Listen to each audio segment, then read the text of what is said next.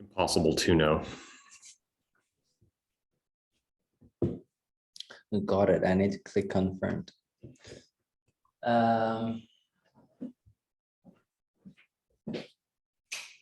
Yeah. Oh, this light been in my face since there's no light now. I don't know. Thought maybe you were setting the mood for your therapy session. Yeah. I need no, this is too much. Goldilocks light zone. What room are you at the desk that M usually sits at? Yeah, I'm on the other end. Actually, yeah. Well, it's like this. So just Oh, yeah. yeah, just glasses. Yep. So I either sit here and stare at this wall, but then whoever looks at me, I have a nice background. Yep. Or I will kind of say love myself. I look Give at yourself a view. Yeah. Yeah. The light's better on the screen though if you have your back to the light versus looking at the screen and having the light if it's bright out. Yeah. For me. On what you're doing. I should stop the recording. My computer is insanely slow. And I should just close Figma, delete Slack, and then just walk away forever. I seriously want to. Figma, delete Slack. Yeah. Throw your computer into is it a river? Yeah. Yeah, into the river. I would love to. Soon enough. Yeah, right. We worked with a Thai company here. The telecom, the enterprise. Mm-hmm. Yeah.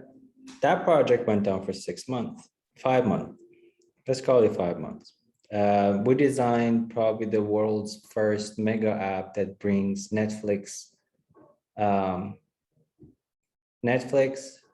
let's say Spotify, let's say New York Times. Then let's just add sport on top of that. And then let's put e-commerce, all of the shops, and then influencers, all of these into this one product, right? I don't know. Pulling off impossible in terms of just a design challenge. Yeah. Excuse the mess. This t-shirt I put in. And we worked for, I think the upfront payment came in 3 months late, but we had to start the project because they were already under the fire. So we started anyway without getting the upfront. And at that time, I was also struggling. I wanted to register the company in Thailand. So the payment goes here, not Sweden. So partly my fault. Then the project kind of grows into a few more. We take all on. We work on all of them. And we deliver the project, and then the final payment gets 4 months delayed, which at the end, it puts me in a mental state where I go, we're going to freeze all assets, and then you're not going to have any access to the products until the payment's made. Like, enough is enough. And then they come back and say, well, that's the norm here. You should just talk to other agencies. That's how we do. Okay. It doesn't work with us. Yeah. And I explained the differences between the agency, like how we do it and how other agencies are doing it, and what you are getting and what you would get from others. And there's a reason you're working with us now. All of this, fine. They send a payment after a month after us freezing the assets, which means we put about 80 engineers out of work. They were kind of working with us in parallel. And we suddenly kick everybody out from the file because we never actually got paid for that project. Yep. The upfront payment was for another. A few days ago, a week ago, the right hand of this conglomerates that kind of manages basically hire the right people to get projects going, reaches out for a video conferencing tool. And I go, video conferencing. You guys gonna compete globally with a video conferencing tool? Yeah. Well, since COVID started, two really good startups popping up monthly. So here are the things you should probably do if you want to stand out on an enterprise level. So I go, everybody's doing video conferencing or video thing for collaborating for creatives, so design, engineering, whatever. So this needs to be for decision makers, executives. You need to do something that brings presentation into conversations and make a whole together making decisions on the call easier. Sounds great.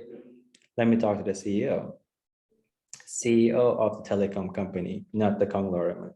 This guy gets order from the higher up, and then, but this guy, he goes, remember Farzad, he did the true thing.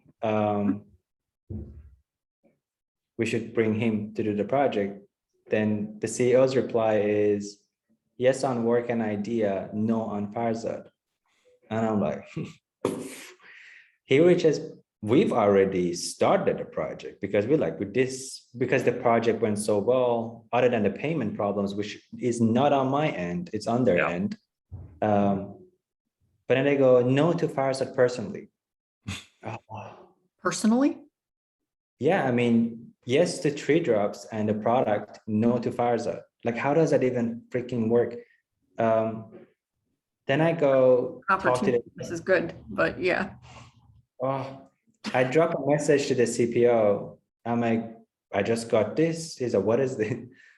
I go, does the CEO he doesn't like me? I mean, we met a couple of times, we had meetings. That project went well. At least the parts that it could go well was thanks to us. Everything else, engineering issues and prioritization. But why am I being the bad guy here? Yeah. They didn't like how you handled the contract, the payment issue. I mean, how I handled a payment issue. Yeah, you not paying me, that whole thing? It could have been solved so easily. Like how it should be. I mean, of course, Afro's asked like how it's such a standard for agencies where you go if you're 4 months past due date. Yeah. I feel like it's time for me taking any extreme measures. Well, it felt like you were getting taken advantage of, probably. Yeah. Which I kind of felt like, because they are, this big enterprise. Yeah. I remember I sent in him an email. I'm like, chop. Then they make a urgent payment that the CEO signs, but then CFO comes back to me and says, basically, who Farzad thinks he is. We send payment every Tuesday and they pass this. I'm like, it's been so many Tuesdays since we last sent the invoice. I mean, you do business like this. You can't, especially digitally. Like, it's just good. Keep doing that. You'll just drive your company into the ground. But yeah, nobody will work with you. But again, there's always people that will do bad work for no money. So yeah, and I mean, these guys don't care. This is they don't even. Yeah. So what happened? I mean, so many things within and now is up in the air because suddenly this guy doesn't vibe with me because I ended up not being like any other Thai agency here that goes, we haven't received the payment for the, we never got paid with the digital COVID passport. They just stopped it right there. And then like, yeah, I'm like, wonderful. And then the person that was working on that project, he just left because he just had enough with the company. Yeah. And then that invoice ended up being on his table. I'm like, I'm not gonna go chase this invoice. Let's just happily put it aside and then we just forget about it. Yeah. And now I'm in war mode. So we are now fully fleshing out the concept because I know a few people here since we started so we started reaching out to the companies here to get a better understanding. And then they sent a message to me, hey, this person just called me and then they were talking to me about some concepts for this video conferencing. I recommended you. I'm like, I know. but then they said no to me on a personal level, which is like a yes to tree drops, but no to Farzad. Like, what? Now you just need to recruit someone to be the front of the company, and they don't know that it's you pulling all the shots. And then you And can step away fun. later because that's what you want to do anyway. See, But it's so unnecessary because the other guy we can actually collaborate through his agency. I mean, yes to the work and idea, and no to him means basically no to us. Yeah. As a whole. He just wanna, I guess, like make an you just example. solve. Yeah. Don't do business with idiots. And this is That's my take, but you know, you got to run a business, so I get it. But yeah, I hated this shit. Like, it doesn't make any sense. And then this guy's got like a bug up his ass, so he wants to make an example. Cool. He can make an example of his company in the ground. I don't, you know, what is the upside of working with people like this, I guess?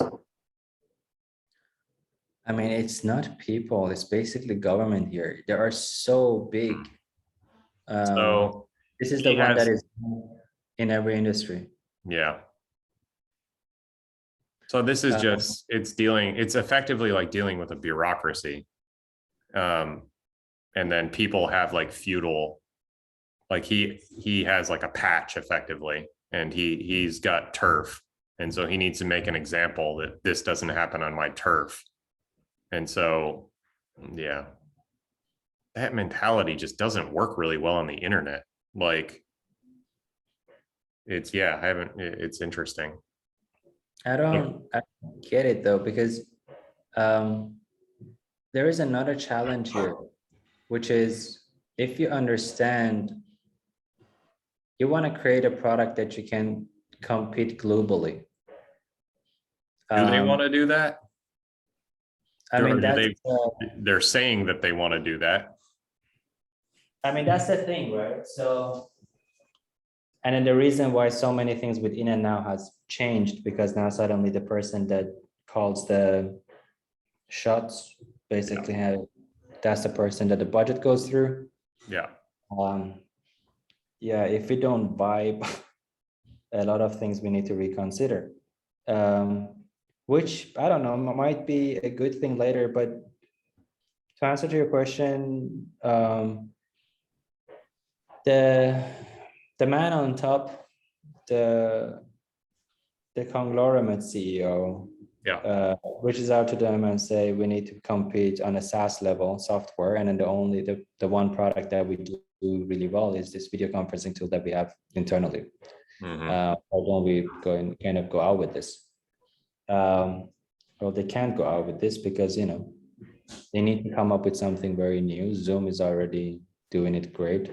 Then we started designing some concepts, and now we are thinking just fuck it. We design the entire thing, we make a case for it, we send it out to our VC friends, and then we just try to compete that way. And once that thing is online, we just send them a link and we go, here it is. I mean, I prefer doing things that way. Yeah. Then you have actual market exposure instead of like dealing with mafia bosses. Yeah. Because open passport too. Yeah. I don't know. I mean, this is the internet works in ways where if you can get viable, plausible stuff in front of people who could potentially get it made, then you've got some amount of desire for the thing, and then you can play off of that. And then if the big incumbent movers, they have a stranglehold now, but like business practices like this long term don't work. But I don't, again, you're the landscape in Thailand, and like it sounds like it's pretty incestuous. Everybody is like, how that guy got to where he's at is probably by being ruthless this way. So like personal favors and a lot of this kind of stuff. So it's a different kind of networking, I guess. It's just down to, do you want to continuously have these problems until you can get powerful enough to do the same thing. Yeah. Do you want to do the same thing? Yeah. It's how you want to work, I guess, is what you're saying. Yeah. Yeah. Or how you want to play. Like, is this the style of play that you think is going to produce the kind of work that you want to be involved with? Because the playing field is like, it's telling you what it is. Like, these people are the people who hold the strings. And so if you need their purse, then you've either got to like muscle up and then make it so that they have an offer they can't refuse. It's all these like fucking, power games, and they're exhausting. Like, I don't know. Yeah, it's not even doing the work. No. It's just the strategy to get to play the game. Yeah. Yeah. So like there is something, again, though, I don't know what the alternate play is here. If you want to play in this playing field, like what is the way to make an end run around all the politics? Like, if you have something that is viable and pragmatic and is working for people, like from an operational standpoint, it's actually doing the job that it says it's going to be doing. Like, it's what is it? I've been looking into a lot of legitimacy stuff, like the concept of legitimacy, because in crypto, there's like, it's an open playing field. So like, what projects are legitimate, what aren't, like, why are they legitimate? Why do people gravitate towards certain things versus other things? So similar kind of problem. And like, one of the things is legitimacy through performance. Like, people will gravitate towards things that solve problems and have like a connection to reality because it's work. Helping them do something in the world. Yeah.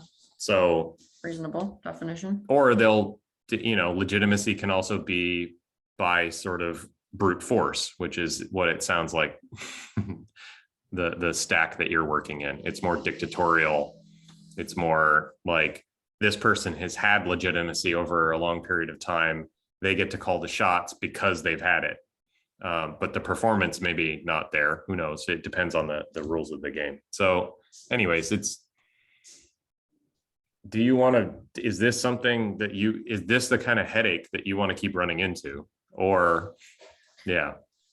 I mean, there is no I would never raise money if I didn't want to do enterprises.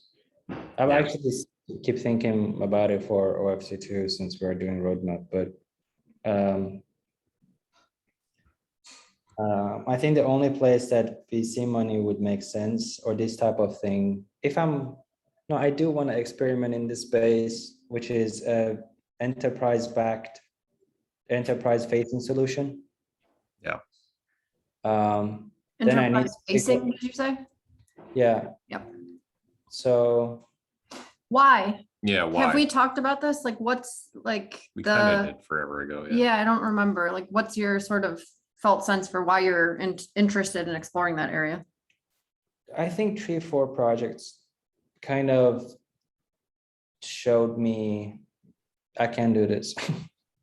Okay. So government project, the 3 enterprise products that we designed, it's a space where there are no competitors because all of the startups are kind of focusing from the other end of the growth of their products, which is solve a problem for a small team, then a bit bigger team, then at the end it might scale. Like, Slack doesn't scale to enterprise. They would never be able to sell that solution to bigger companies.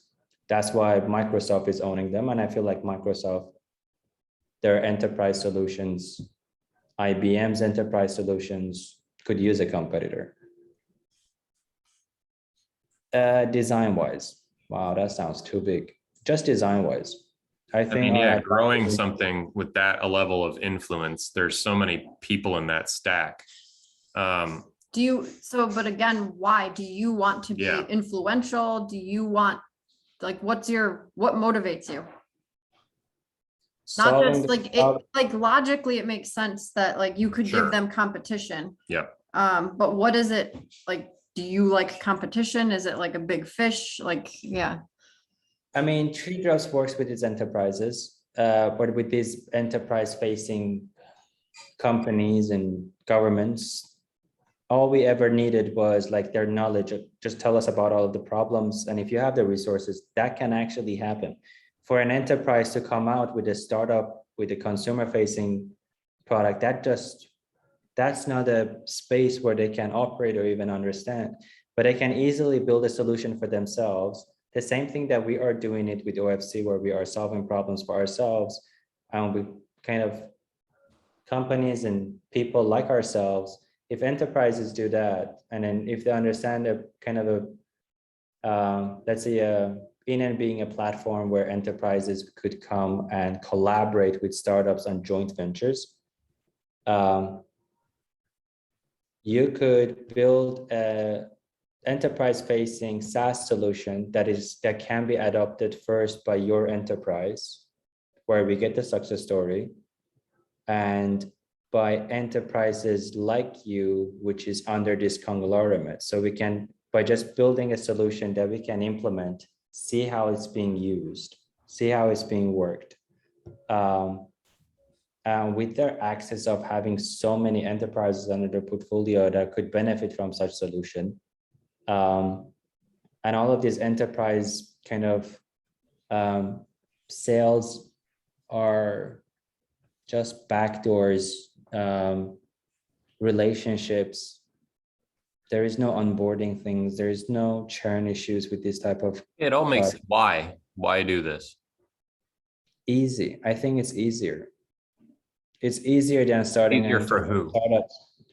For myself. Okay. I think this is a much easier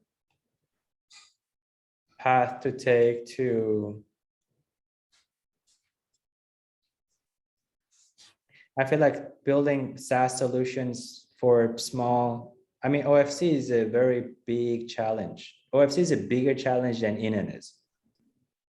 Yeah. Because it's just so difficult to build solutions for small to medium-sized startups because everybody is in that space. Yeah, it's crowded. So you're looking for less crowded territory to play in. With meaningful products to play in. Do you know what I mean? Like with what can we touch with OFC that we are not instantly kind of creating competitors for ourselves that 6 months later we've influenced a new solution. That can't happen with enterprises. It's all relationship based. The same way it's so damn difficult for me to get into their head because they have no product understanding. So they don't know what's even good. Like my challenge with this thing is, if this person doesn't understand how good we are on a product level, and I can't show you how good we are on a business level because the product that we first designed hasn't reached market yet. No. So at this point, we're just painting beautiful pictures on the screen for him. Yeah. But if I just need to, so it's very relationship based. I've talked to, and it was so inspirational, kind of talk to Kevin at Space 10 and how he came up with Space 10 and his relationship with IKEA. And it just makes sense. It's just probably after agency, this is the second thing that is most creatively intellectually stimulating. Yeah. Okay, so there's a skill set involved here and like a way of doing business and like people that you can provide service to that would be in alignment with what you want to grow. And it's less competitive because it requires a sufficient level of complexity.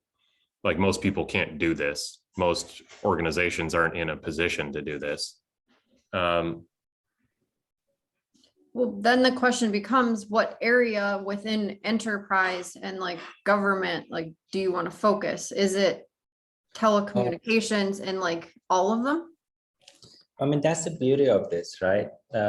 Last week we talked about the difference between Tree Drops and Inan. Tree Drops getting paid for the design work and Inan for the execution.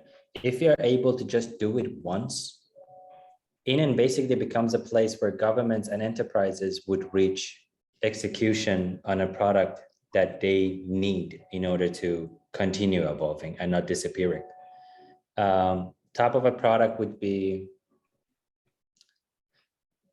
I mean, the only things that we looked at so far are business intelligence type of solutions that kind of streamlines data and transparently shares the right information to the right people among the company. So there are no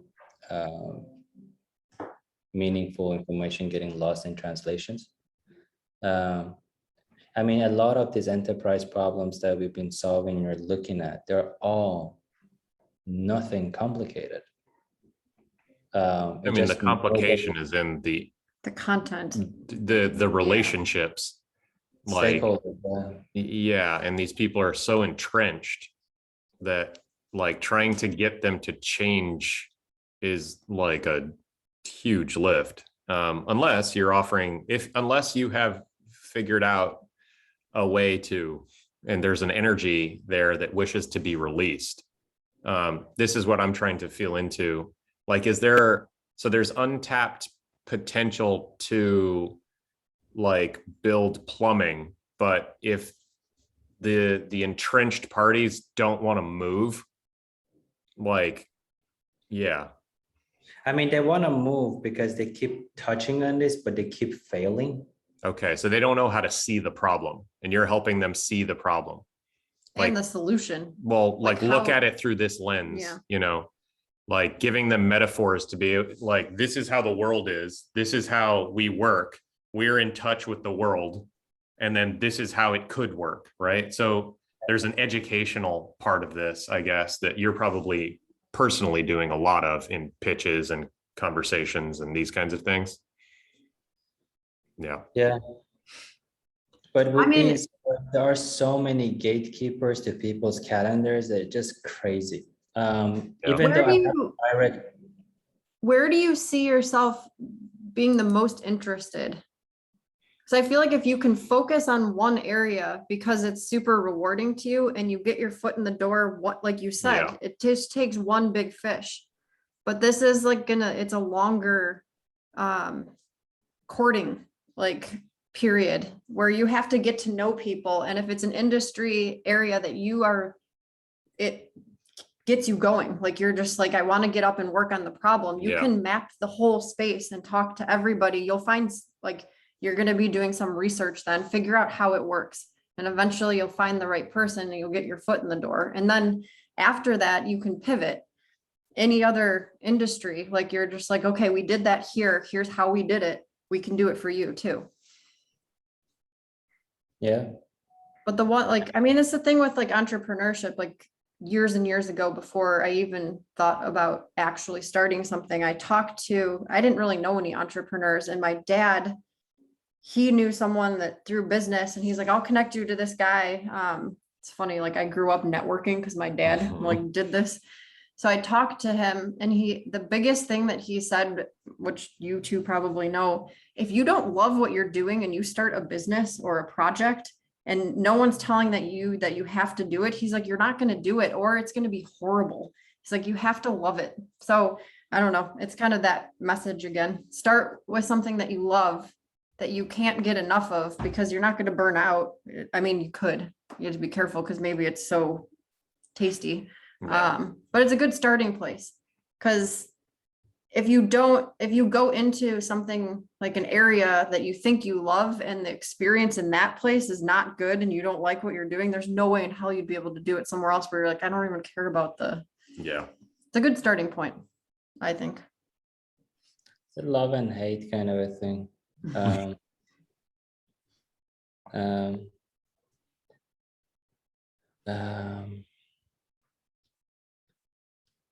Where would you start? I mean, this was the start. It's 6 months of worth of conversations. Yeah. I think a few things was, I was at that point financially under pressure. Yeah. So I had no other choice other than putting pressure on them. If I didn't, I wouldn't burn that bridge. And I knew, because they basically dropped the message in line to me. Could you talk to this guy? No, the CPO left the company, and he kind of said he would never recommend me to anybody after the work, after what I did with him with the payment, which wasn't his fault. But I'm like, this is too much on me to handle. So let me give you a taste of that pressure. But he was already under the pressure from all of this. Is just one person, which is the CFO of the company, being stand in the line. That's what Yeah, I'm wondering, if you could talk to him and just I can't, level I with have, him as like a businessman and be like, can we talk, like, because I think No, our it was- interests are aligned here somewhere. yeah, it's completely unreasonable kind of, I don't know, like forming or opinion on somebody based on like putting pressure on us. And then we go, hey, we're not like these other agencies. You either pay or we just break, because He doesn't know that though. yeah, And he comes from a background, not to take his side at all, but he comes from like a culture where, like Dave was saying, like he has to maintain his image. And like, if he's letting you do this to him, then he looks bad. he loses face. So he can't have that. Like, I mean, yeah, it's not that this is excusable then, but there's potentially a way. I don't know. You know what I'm saying, Dave? I get it. I mean, so but we just need to like, I cannot give him a phone call. Like, why would I, like, I don't want to be on that position where I'm trying to explain myself or something that is. no, I mean, so it's what is the stance in which you can come to this guy and be like, hey, like we can help each other here. Like it's I understand I was under this pressure, you were under your pressure. I'm here to do business. Like these kinds of things make it hard to do business, right? Like, what do you need to make it so that we can continue our working relationship, because we've been doing this for a while, right? Like, and it is coming to him as a peer, if and how that's possible. If he requires some sacrifice or some, like, you know what, I don't know what that is, right? I have trouble working in these environments because they infuriate me. But like, if you want the business, then it's a question about like, can you continue this relationship and broker a deal with this person, like get to understand where they're coming from, so that you can understand where it could be a cultural thing, like you've been doing business in this way, this has worked, you know, I don't know, there's like something to be brokered here. Or, you know, it's, you can come in like you want to clear this misunderstanding up because what matters to you is getting work done, not, yeah, I don't know, I don't know enough about like how things are done there and like what the types of personalities are involved here, but there's always something that you can do. It's, again, it's figuring out the relationships. Yeah. Or like for this guy, if it's specifically not you, Yeah. I mean, that's sort of a low blow. Like he's like kind of playing not dirty, but it's immature. No, basically he said yes to the pitch, no to me, which means, you know, he's probably worried that we gonna pull off the same things if the payments are delayed. You And would. Because you can't do business like that. Like, Yeah. well, that's a problem, because yeah, the CPO, I'm chatting with him and he goes, I'm like, where did that come from? He goes, well, the payment stuff. So I'm like, that's a problem that can be solved, isn't it? And he goes, no, but then it would be the same on the next project too. This is a timeline for invoices to be paid here. I'm like, 4 months, 4 or 5 months, how I unreasonable mean, is that's this? how he runs the thing. Like, so I mean, this is the size of it. Okay, this is like 350,000 employees. I don't even know who runs this, who makes a call on, if this is the biggest thing on true to be in order to become a tech company, and you need to build this relationship with some of these agencies that are doing the work for you, how is this deprioritized financially? because they haven't had to worry about this. because they can throw their weight around. They control the purse strings. So if you want to do business with them, you want money from them, and you don't have leverage, then you get paid when you get paid. Like, and he gets to run, like if the CFO is running the culture of the money, then that's how the culture of the money works. And so you're coming in and being like, fuck your culture, pay me. And I get why you're doing that, but he's like, this is how I do it. He runs a culture with 350,000, and you're coming in and you're fucking poking him in the eye. He's like, fuck this guy, get him out of my sight. I don't want to look at him. Like, so why does he want to work with you? Because if you're just going to be a pain in his ass all the time, right? You're just a pain in his ass. So you can do this in a way that's like, I don't know, like what you had, the leverage that you had was you built assets that they need to do work. And then you held those assets hostage. So you were in a hostage, like, and he's like, this fucker's a terrorist. Like, I don't want to work with terrorists. So like, I'll work with, they do good work, but fuck that guy particularly. So like, this is, you can pull back from these things. There is some mechanism that you can smooth this over and like figure out, because you're working with like a large incumbent power that it's like working with a container ship. For them to change like quickly is unlikely because they have tons of stuff that is in progress, right? They've got stacks on stacks on stacks, and how they got to a place where they can't pay people readily, who knows? The number of decisions that got them there is over years and years, and how their accounting methods work, and how like what is up with that too? Like, big companies do this as a business practice though. Like, that's not it's not great, and then it's accepted somehow because they can, because that's the way it is. It's inertia. Yeah. So like big incumbent organizations, like they fall into these categories because you have a lot of people through the stack. I don't know what the particular instance of this thing is, like following the rules because they have a big organization, like organizational machine, and there are lots of cogs in that machine. And if you don't play along with their machine breaks. So like, and it causes all sorts of bugs and haywire shit. So like, yeah. I don't know. You just disagree with the code. Yeah, but I mean, if I didn't, and this is exactly right? If they don't understand the difference between us and others, we are so replaceable, but we are not in Southeast Asia, for sure. They don't know that though. Yeah, they don't appreciate how it. Do we, So how do we find a good partner that gets it? This is pretty much out of the two partners that can pull in enough. Well, it may be that you need to go smaller then and build up reputational, because if like cred. If you're talking about anytime like you're trying to unseat an incumbent, especially like this kind of world. I mean, it's the same thing with governments. The stuff you're interested in is like the power players, like the people that control everything. Yeah. So it's hard. Like the thing he always I used to get really upset about this because I just couldn't believe, like, how is this happening? Why is this happening? I was journaling about this the other day.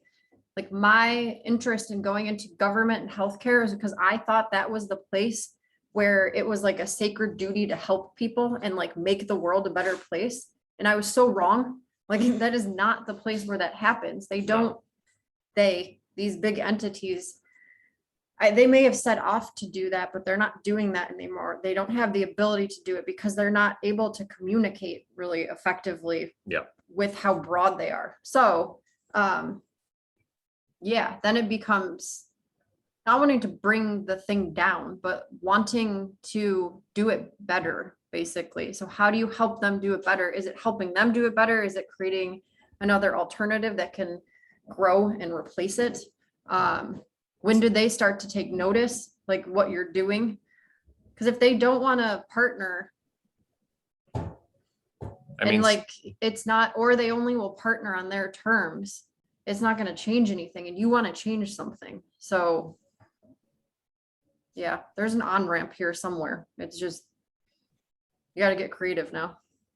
Basically. I mean, yeah, you're hitting a wall. There's also a thing here Yeah. too, where in the Web3 world, the collective voice can be stronger than these big corporate entities because most people don't like them. No. They don't like the way it's being handled. Most of the people that work there don't like it either. They're just there because that's where the money is and they need a job, basically. Yeah, there's just inertia all the way up and down the stack. Nobody wants to rock the boat. Nobody wants the things to change because everybody's life gets harder if things change. Yeah, so that's true. That's the inertia that you're fighting against. And if you do it too fast, then people are like, no, what are you doing? Like, we don't work at that pace. Like, but you should work at that pace because it's better. Like, but they don't. So like, this is where Change is scary too.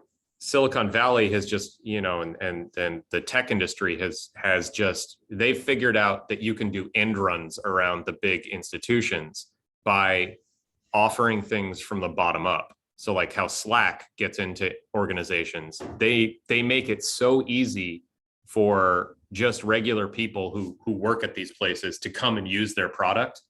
And then they have effectively a movement within the system by like the proxy of having so many people who are using the thing that they can push it up into the organization. And then management has to accept it because so many people are using it from below, right? So this is the bottom up, like sort of infectious approach, right?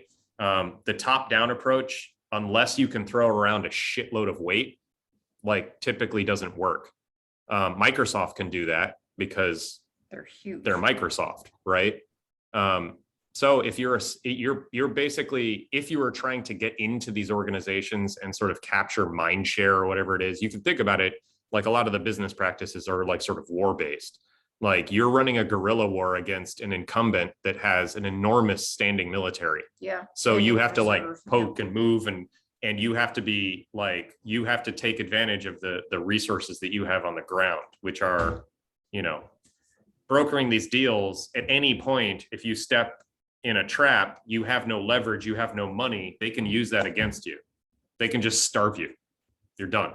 Like, because you can't, this is like, there's an equivalent in like stock trading and stuff too. The market can stay insane longer than you can stay solvent. Like it doesn't care.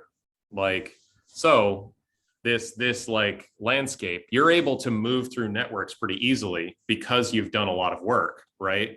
But some of this work is not legible to the people that you're trying to work with. They don't get why you are important. If you can get them into a project, you can show them that like the results come from the type of work you're doing. But yeah, I don't know. So this is like a big one. Yeah, this one's tough. Like figuring out like approach. I'm not a great example because I have zero tolerance for any of this shit. Like, not zero tolerance. Like I like working with people and I like getting them into a situation where it's workable, but I also like to ship things and see how they work in the real world with real people. So yeah, that I'm coming from that context, like where I've run into frictions like this. My parents both worked in governments, and militaries. And so I saw how frustrating it was to get anything done and like, move these big container ships. So this is where like frontier stuff, like the tech stack in Web3 is providing the ability for lots of coordination, rapid coordination across problem spaces where these things are just like, if you're not participating, it doesn't matter. There's like 50 other people who want to play. So like the energy that wants to be released in these places is like, it's palpable. That's what pioneer territory tends to feel like. So there's the possibility of being able to grow something in that environment like that supersedes this entire structure that can get you legitimacy so that you can come in as a leveraged player. Like, this is what the opportunities are there, right? You can use the like skill sets and your ability to coordinate and like hyper focus on something, and then like get people on your side so that like, and you don't need an inordinate amount of capital from venture capital to do this, because people who want the thing to exist will show up and throw in their effort. So like, I'm not pitching this to you. I'm saying that as a field of play, to be able to play with bigger incumbents, the place to probably pull together the citizenry, the leverage that you might need to make these moves, Web3 is probably the place to do this, but it'll take some amount of effort over years to be able to and it starts with small projects.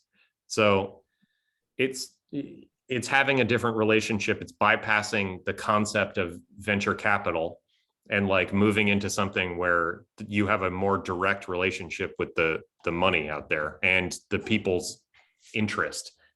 It is also, it's a place where you have to function more like a nation, which means that you need to function more like a politician or somebody who influences citizenry rather than influences firms. And you like the relational stuff. So yeah, it's probably a good fit, but it's a cross. There's a you have to fit to it. You have to find a way to get in there, right? And I'm telling you that if you were to figure out these mental models and work in that environment, you would experience a significant reduction in the stress in trying to get things moving in the world.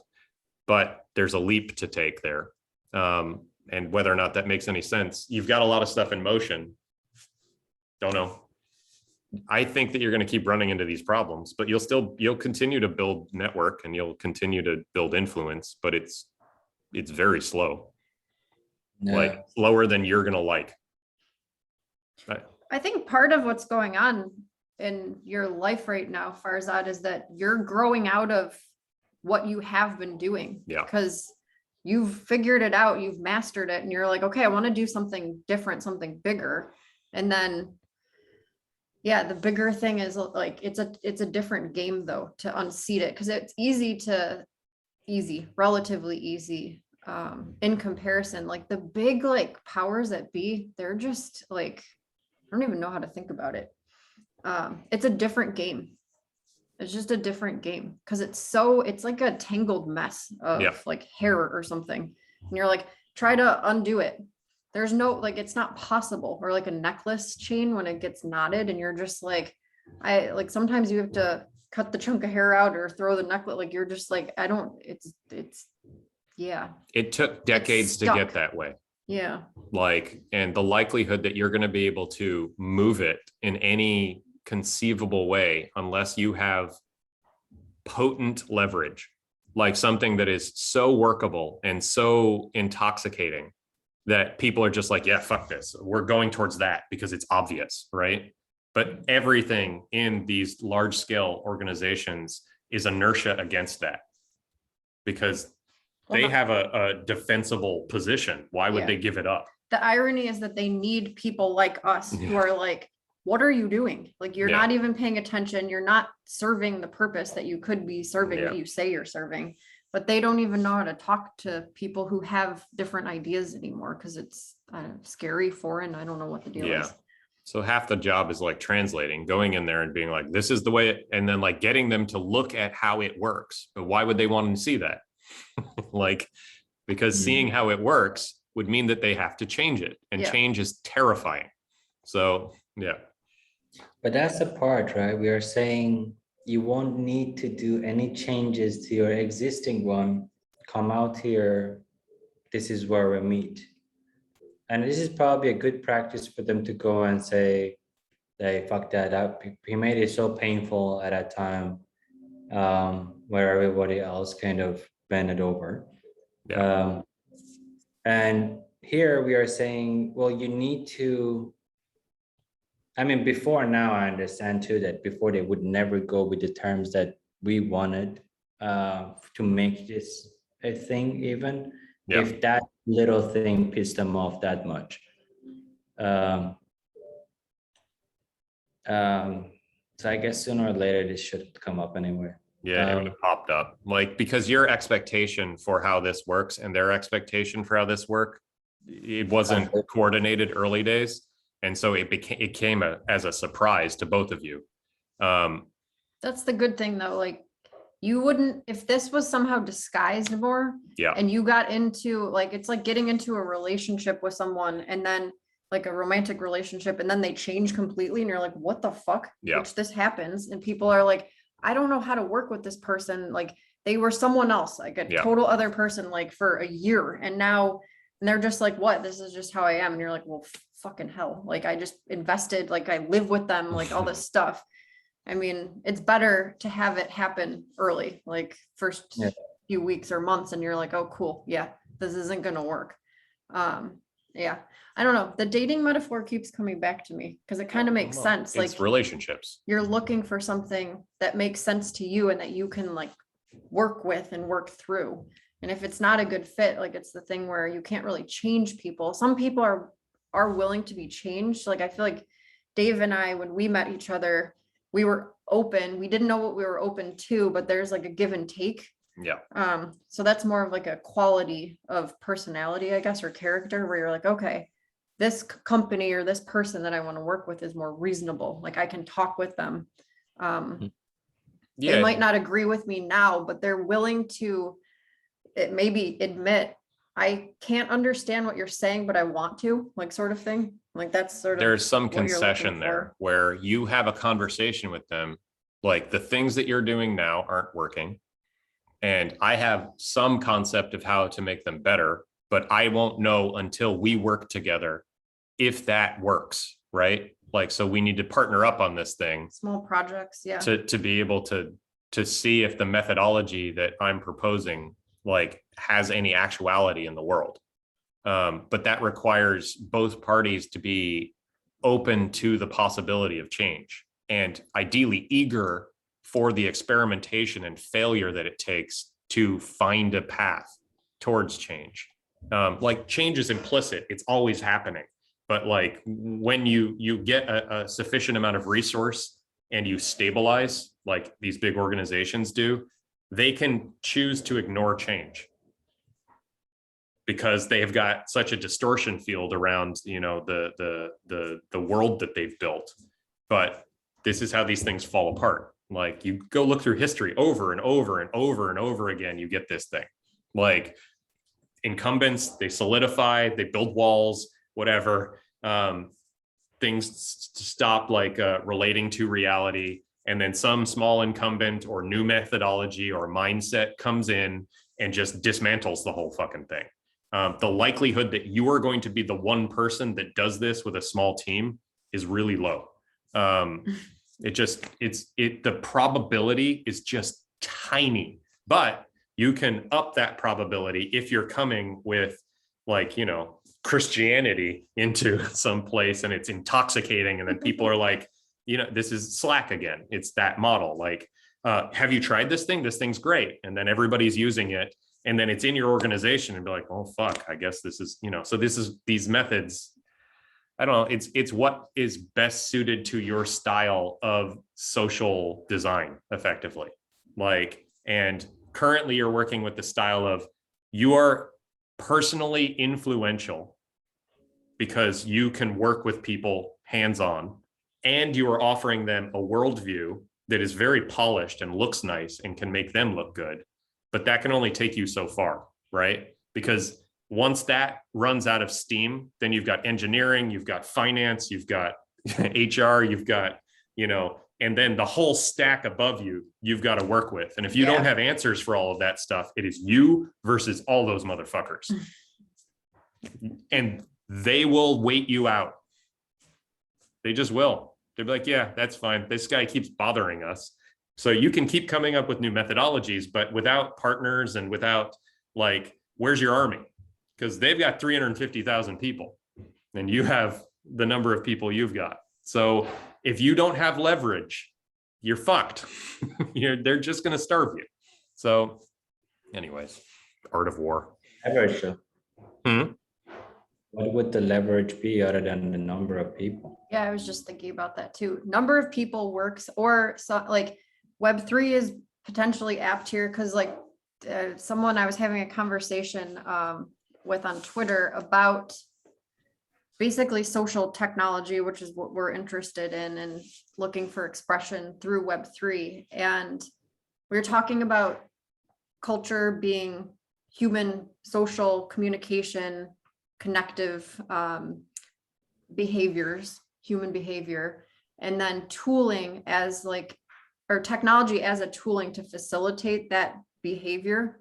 So we got into it a little bit because I was saying that all technology helps facilitate human culture. And he's like, well, what if it doesn't? And I was like, give me an example. So we we're like trying to work things out. But he gave me a quote by Peter Thiel about how technology is a tool that helps introduce leverage, basically. It helps you get something done more easily or quicker or something like that. So yeah, I mean, It's a compression of energy, effectively. So in that sense, though, there's a lot of tools, like not necessarily digital tools, but there's potentially mental models as like a tool. Like there's a way of thinking about this. There's something here that can help sort of, yeah, I guess, is it context? Like there's a way of looking at the problem where more solutions will jump out to you, I think. Yeah, I mean, But you have to work it then. This is where I would come back to where we started with like, why are you interested in this? So I get like conceptually, like, I mean, you want to help people be better people, is basically like help them do what they need to do, whether it's through a corporation or a government. No, like Yeah. Well, what's we the live in the underlying thing? I feel like we are living in their world. So if we cannot influence, if we cannot kind of feedback them or kind of try to shape it, our lives will never change. yeah, okay. So you want to help, Um, you want to give people tools to help change the world, or I think everything gonna turn into tools with how these corporations and governments will be helping operating in the people, future. yeah, have more of a voice, be able to be more interactive with their world, basically? I don't think it's more of a designing better systems where things are much easily noticeable and more transparently shared. Because if you can solve a problem in a corporate, you can easily solve that in a government. It's the same complex issues. If one tool works there that helps to kind of surface the most important issues, adjust the glance, that would just bring so much alignments in between so many different stakeholders. All of the problems with the enterprises that we've seen is just misalignments in, they have only a piece of the information. It's so easily visualizable, if that's even a word. Do you know what I mean? So you're if I'm interested in social coordination. Yeah, you said alignment. I think that's where all of the bad decisions and injustice come from. Yeah. Web3 adds social coordination tools to the tech stack. That's the whole point of it. Yeah. So what happens with this is like it is inherently based on the concept of like mutually agreeing on a consensus reality. And the blockchain does this. So everybody can see the same thing. Like, so if everybody can see the same thing, then you are operating from like an agreed upon reality. And in a consensus environment, you can collaborate. And then it becomes what are the tools in this consensus environment to collaborate? They don't exist yet. They're being built right now. So like what happens is, you know, over the course of 10 years, you get $4 trillion worth of like value and interest pouring into an area that is completely decentralized, because they agree that it exists, and then because it exists, they're like, I am seeing what you are seeing. Like, we may see it differently, but let's do an experiment to see if it works like this. So everybody is like moving to experiment and moving to try things. And what is popping up in this environment is it's rapidly moving. People are running into problems, and they have to invent new methods of coordinating together. So it's a lab for social coordination. And currently that lab needs more and more designers, because these methods have not been solved yet. And a lot of the stuff is being pulled from like existing app infrastructure and interfaces and all this stuff. But the tech stack below it is a lot different, because anyone can play. Anyone. Like, you do not need to be a bank. You do not need to be a government. And you can play with the tools of banks and governments. So like, what this means is it is the best place to role play being a politician, because these people are citizens. They're not users. They're not customers. They are both those things, but they're first and foremost, because they have stakes in the game, they are now citizens. They're like, I don't want that to work that way. So somebody needs to propose a method for having the system to work better in one of these little like organizations, right? So like, and that proposal is going to find what people know, like listening to the, like exposing methods so that the communities and the citizens of these organizations can have a voice, so that there is a conversation between leadership and the people who live in the thing, right? This is what you're talking about. This is the stratum that you get to play in, right? Yeah. But it's super fucking early, like so early. That's fine though, because you can get an idea of how things work and how they develop and how they land, so that you can rapidly develop your skills. I don't know, like the governmental thing you're saying, where representation in these systems is non-existent now. You have oligarchs, you have technocrats, you have plutocrats, you have all of these people who have shored up their power. And to do this, it requires an immense amount of effort, an immense amount of money, and an immense amount of influence, things that normal people can't ever get anywhere near. And like the concepts of democracy are falling apart, right? They don't work in the environment that we're in anymore, because the tooling was developed like hundreds of years ago. And we have like instant communication and networked ability. So we need governance that is innately networked, that is networked from the start. Everybody is connected. Everybody can see everything. So that's our playing field. If everybody can see everything and everything is connected, and that's the starting point, then you can build tools on top of that reality. But if you're building tools on a reality where everybody is fighting each other and like nobody wants to change, that's not what the world looks like right now. So anyways, I don't know.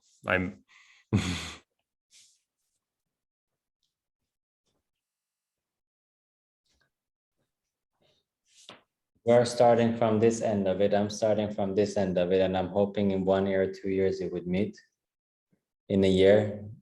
Because it seems like I'm making no fucking progress in this. Just because somebody doesn't like this now, the whole thing is on ice, or you know, wherever we are.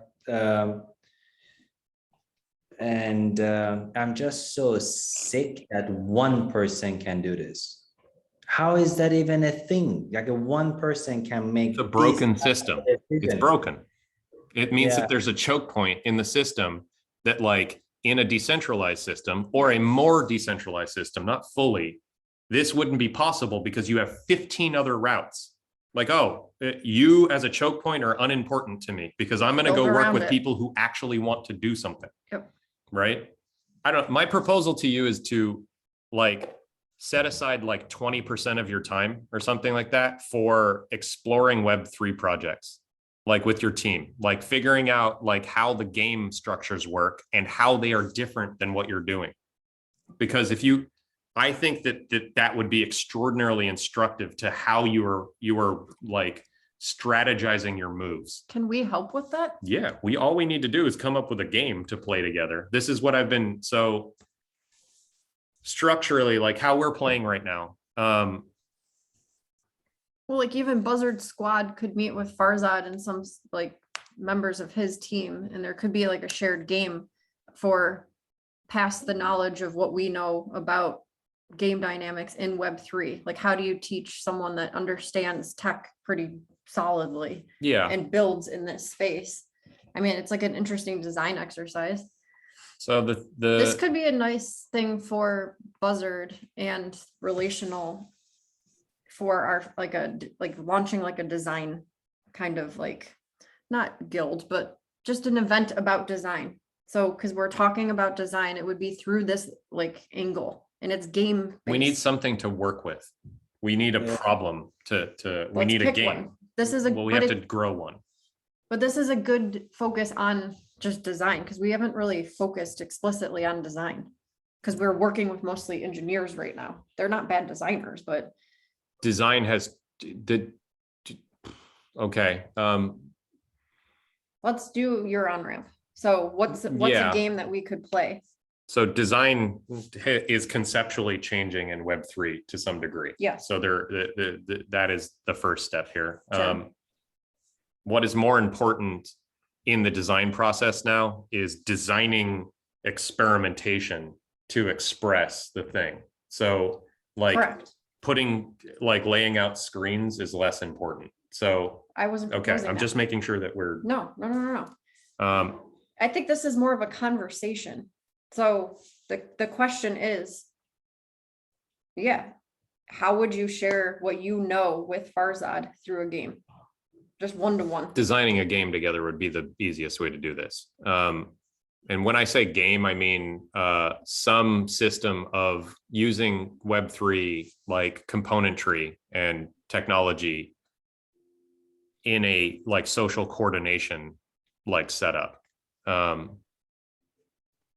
So like, I've been talking to like, you have one that is text-based. You want to have like prompts, and then people like write together in a big pool. And then, there is some like reason to do That's this like over time. It's collaborative, So we're doing right now, Farzad, it's like a content generation or exploration game where we've been working 5 of us in this squad and trying to figure out like what we've been doing and what we're making, because it's not like super goal oriented. It's harder to answer that question and write about like, here's who we are and here's what we're doing, because all 5 of us have completely different perspectives on what it is that we're doing and like how we're doing it. So I designed like a pretty simple prompt and response kind of game where people are answering questions from their perspective in a shared place in Discord. So we can understand better how each of us are individually seeing the project, basically, I guess. That's just background. Yeah, I mean, that's different though than are you interested, like the thing we're about to do like a hackathon and launch of our first like thing coming up this week. So this Saturday we've like coordinated, and then we're probably going to do a little bit more over the week. Everybody's coming up here to Portland. The 5 of us, we're going to be in one place for the first time ever. So here, maybe if I paint this picture, you'll get a little bit like better understanding of what we're up to. So we had that ponder thing, right? And the premise was like, people need to collaborate, and like more and more people are going to be working in, obviously the multiplayer spaces and all this other stuff, right? And there should be tooling that helps people collaborate. And I went and built, designed a tool that did that, but that's not what the world wants. The world wants protocols that allow that to happen, right? And so a protocol is basically like an agreement that that people will operate within a certain medium together. And the only way that the protocol exists is by collective agreement, by enacting the protocol. So in the case of email, like there is a protocol that says like, if you structure your data in this way, and it has to and from and the header and body and all that other stuff, like I can build a client that can accept that anywhere. And I can build a client that pushes it out anywhere, but no one runs email, right? Like everybody builds email together as a collective idea.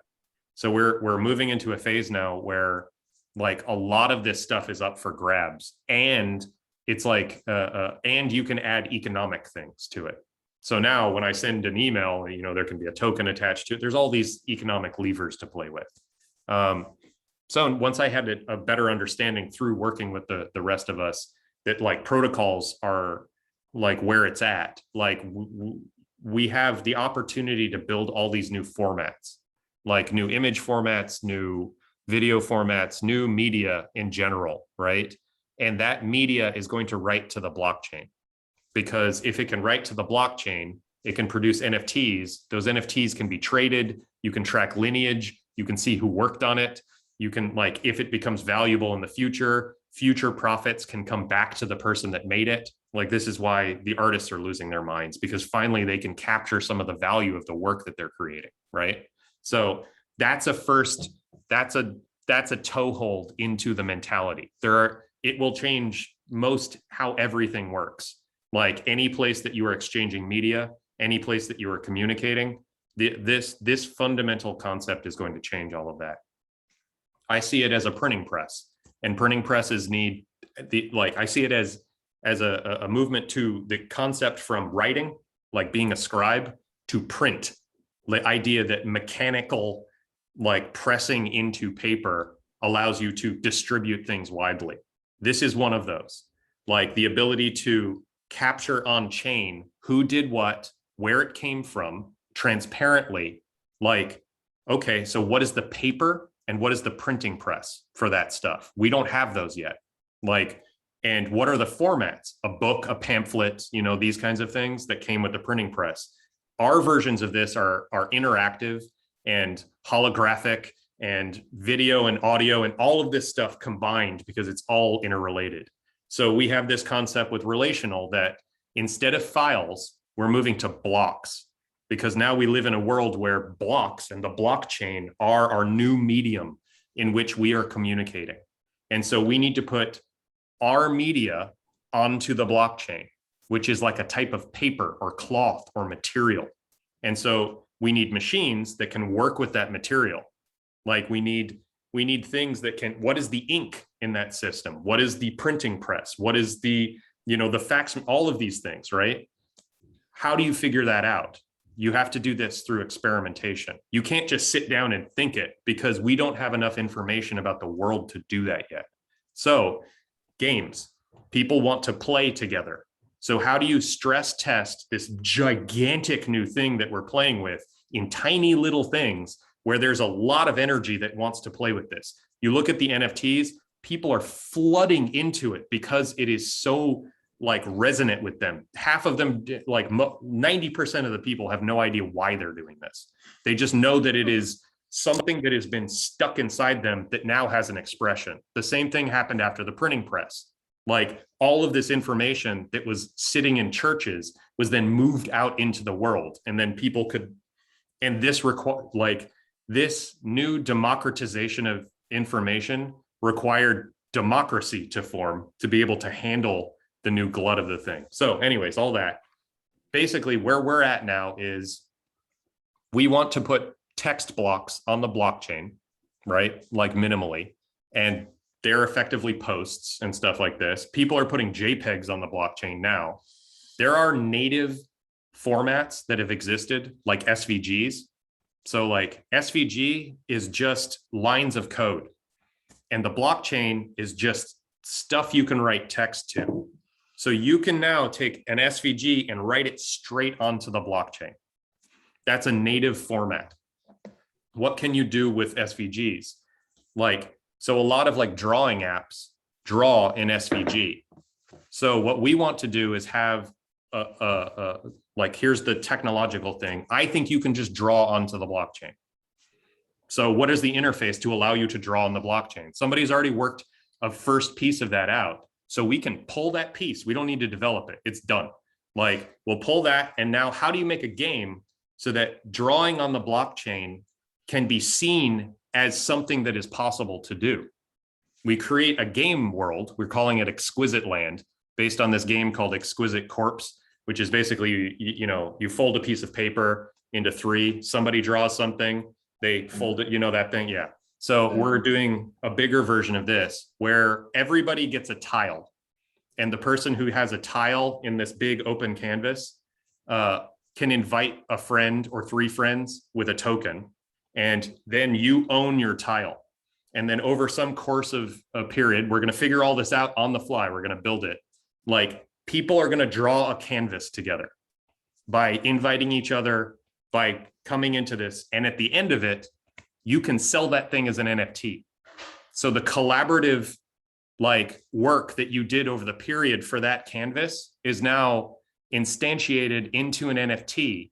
And then there is a wallet. So any profits coming into that are then dispersed across all of the people who did that. And like, so you are making money together through drawing. And we get to play with governance, we get to play with treasury, we get to play with collaboration, we get to play with the tech stack. We are moving forward like what the format, doodle format, which is SVG to blockchain. We get to see how all of this stuff works. And it's half of the work technologically is already done. People have already done it. We just stick it together and then we offer it. So like, and I want to see this exist because I like doodling things. So that's an experiment. We're going to try to build it this week and we're going to see what happens. But so if there is a format or a style or whatever that can be instantiated into a block on the chain, like as a piece of media, like we want to do like projects that work like this, where we cobble them together. So like Pascal has a version of this that he wants to do with 3D. And there's a format that Pixar has put out that is just, it's like all your shaders, it's all the math to make an object render on screen. And you can just print that to the blockchain and then it's available across all the apps everywhere, right? Like no one person owns the like visualization of that thing because it's now available for everybody to play with. So every type of format that is mathematical in nature, that is just like a text field, can be worked in this way. So anyways, that's what we're doing. I don't know if that helps you understand. Yeah. I get it. So there's got to be one of those that we can work on together, is my point. Like some version of that like, because you've been playing with media forever. So like some of that media can be brought into something where everybody can participate, and you're offering that, and it can move our file format forward. So we want to work with you on that, right? And you can come participate and see what it's like to build these things. So I guess the game would be, because Farzad's work is digital design. So we should design a game together. We'll figure out what the parameters are, but we'll get together and come like. You can start with format first. You can start with people first. You can start with a thing that like designers like to do. Is there a canvas kind of thing that we can make? Is there like, is it icon design? I mean, there's all kinds of things that we can play with. If you're interested, like yeah, the people that make sense to have as part of this get together, like you bring your team, we'll bring ours. We should make sure it's not too big, I guess. But are there any components or anything in place in terms of like, here's how we do this in here? Is there any interface? For what? How? For this game that you've been working on? Kind of, yeah. Like how we work together? Like literally the stuff that's on the screen. Yeah. Yeah. Not yeah, AI. I mean, you can come jam with us on that if you want. Like we're going to be working all Saturday. Not as such, like we're kind of pulling stuff off the shelf. So there's like a library for like handling a map, right? Because this thing is going to be a big map of SVG blocks, right? So there's not a lot of UI that needs to be done, some buttons here and there. And like, we're getting a lot of that for free. And then the actual drawing surface is like a thing that somebody built in React. like the React team built. So we're just plopping that on top of it. So, you know, the like specific movement between these things and stuff like that, it's pretty simple. Like we're using stuff off the shelf. This is where I'm saying, like, there probably need to be some like design system and stuff, but half of this I'm like, Too yeah, early. I don't know, maybe. I'm hoping that not a lot. That's the idea. Mhm. But we'll know Saturday. We're actually doing no polish probably on Saturday. We're basically just sticking the plumbing together, like getting the smart contracts working, getting the game logic working, getting the surfaces so that like when you draw, it turns into an SVG, and that SVG gets written through a contract into a format that we can use, all this stuff. After that, we may need, we'll have an idea of whether or not there's stuff that needs to be like turned into a design system or whatever the hell, or like, because this is the thing too, all of the information is going to be available, and anybody can make a viewer, anybody can make a new drawing app, anybody can make whatever they want because it's all open source. Like, because the contracts will take whatever front end going into it because it's a protocol. I don't know if that makes any sense.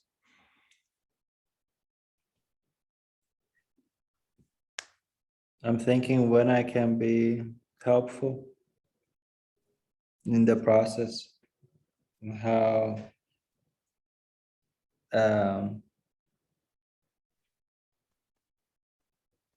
because a lot of this now, including the Saturday one, gonna be the engineering stuff. Yeah. Once that's in a place where we have a basic understanding of how the relationship between all of the things that are on the screen and not on the screen, then we can see how we. Yeah, maybe next Wednesday, Maybe.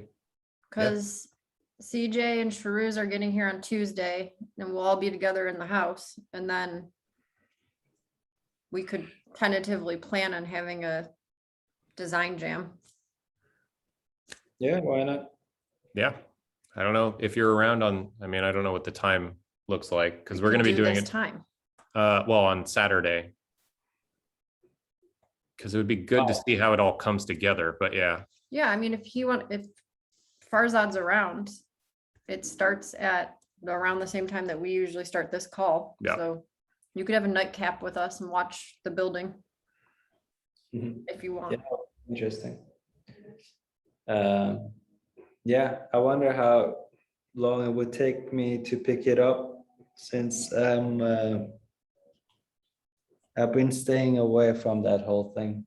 It won't take you long, Yeah. especially because, once you see what is possible. yeah, we have it warm and it's alive, Yeah. and you two speak the same language. So you've got some, like Dave is like a good explainer teacher. I mean, you've got all these people who are willing to tell you what's happening. You just ask questions. I mean, that's part of what the kind of work that we're doing is, that we're doing it in public live, so that if anybody's like, what the hell are you doing right now? One of us can, or all of us can stop and be like, this is what we're doing. We'll understand it better because we're explaining it. And we're recording everything. So all that's useful. The idea is that you should, the overarching idea of the project is that anybody can participate in this thing. There's a role for people to play around, right? And if everybody is willingly participating in it because they want to make it better and they're able to work with everybody else, then the thing comes out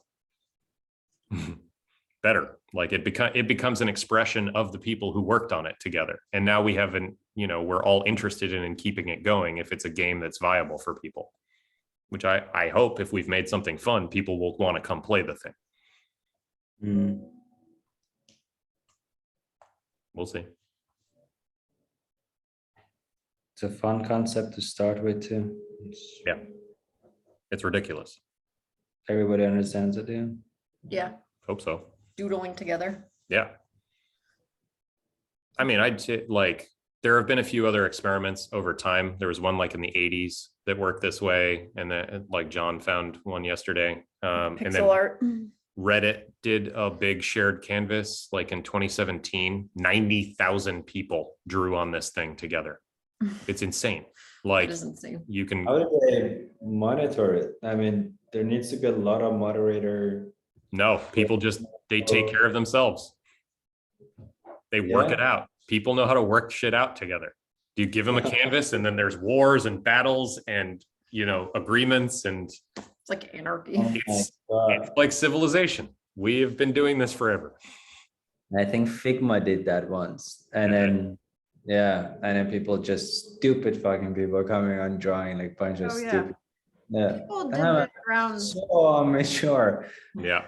the when COVID first hit and everyone was at home. Yeah. What was it called? Like work from homeland or something? There was some Something like that. wild canvas that was just like, yeah. Yeah. Part of this is, I don't know how this is part of how we have to figure out governance. Like, what is the kind of society that we're trying to build? How open is it? How like, so, you know, each of these we're going to like probably do like 16 canvases with like 100 tiles in each of them. And then we're going to give people seeds so that like somebody who starts it, like, you know, we'll do some that are random that go out into the internet and people can come, and some that we're going to pick like friends and illustrators and stuff that we know, and they can start the thing, and then they get tokens that allow them to invite the next person, their neighbor.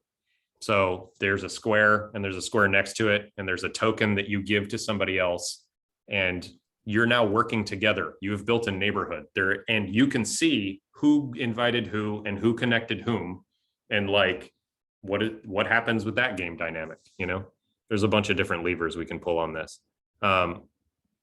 But people want to collaborate and like invite people who want to play. This is the idea. Some islands will just be absolute chaos. That's fine. We'll see what those look like. We get a bunch of different experimental landscapes. And then later, if we do it by season. So that's the first season. And then based on that season, whatever we learned from it, we've got now a community that is potentially interested. And if it was fun for them, we have a new season. And so then we're like, hey, citizens of Exquisite Land, how should we do the next season? And like, we've got all of this material from the first season. Like those things can be the content for the next season. Like, we like this land and this thing, how do we connect the lands? And then people will figure this stuff out. All we need to do is to shepherd it and like keep the thing coordinated, and, you know, until we can hand it off to the community.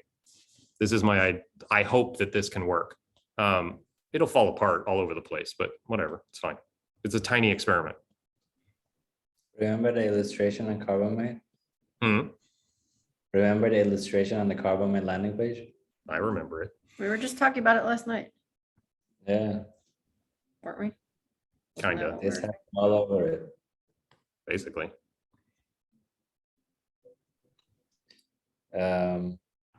Interesting. It's just a different model of coordination and collaboration. And Yeah. people want to do it. You're just giving them the opportunity to do it. Then they bring the rest. Versus trying to sell them all the time on what's best for them, which never works. Because they're just like, yeah, I get it. Just show them. Give them an opportunity to play. They'll do it.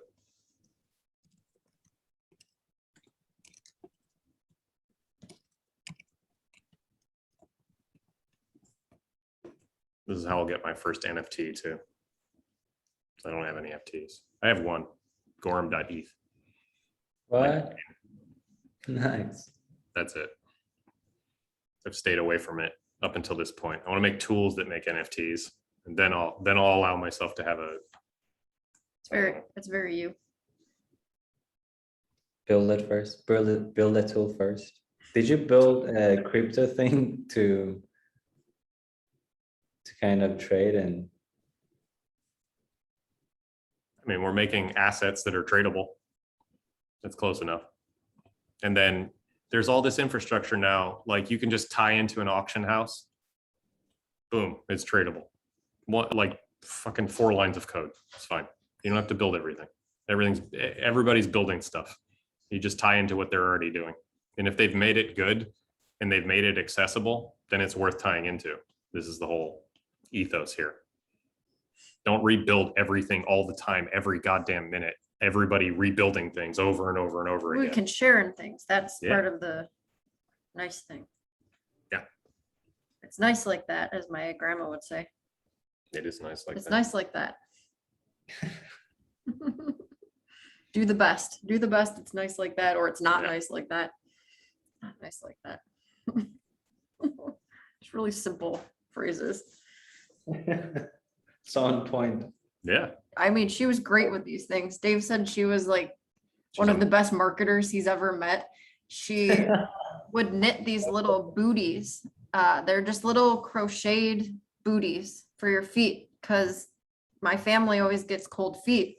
And then it just became a thing where like babies get knitted blankets and the booties with them. So the tiny little booties. And then there'd be a wedding. So the bridal party, they'd all get like booties so that they had something, birthday, like everything. So everyone has these. like, what do you have? Which one do you have? What color is it? And she What's just going on? mixes and matches colors. Sometimes some of them come out really cool and you're Like, just like, oh, you've got a "Oh." limited edition Baba booty. Yeah.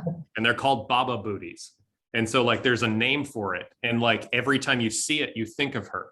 And then every time somebody sees it, they think of her. And then you have a conversation about her. Marketing genius. I want to learn how to do it so I can like bring, because she's no longer on this planet with us. So we could bring Baba back to life. We're still talking about her. She's not even here. Marketing genius. No, it's great. It's like it's a tangible expression of her love that keeps everybody together. Like it's a, you know, it's a relational tool. Mhm. I mean, the impact when you do something meaningful. Right?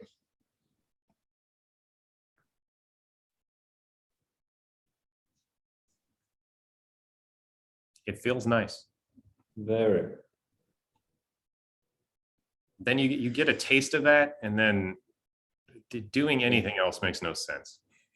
It's just like, how can I make more of this kind of thing so that, you know, it differs for everybody? But yeah,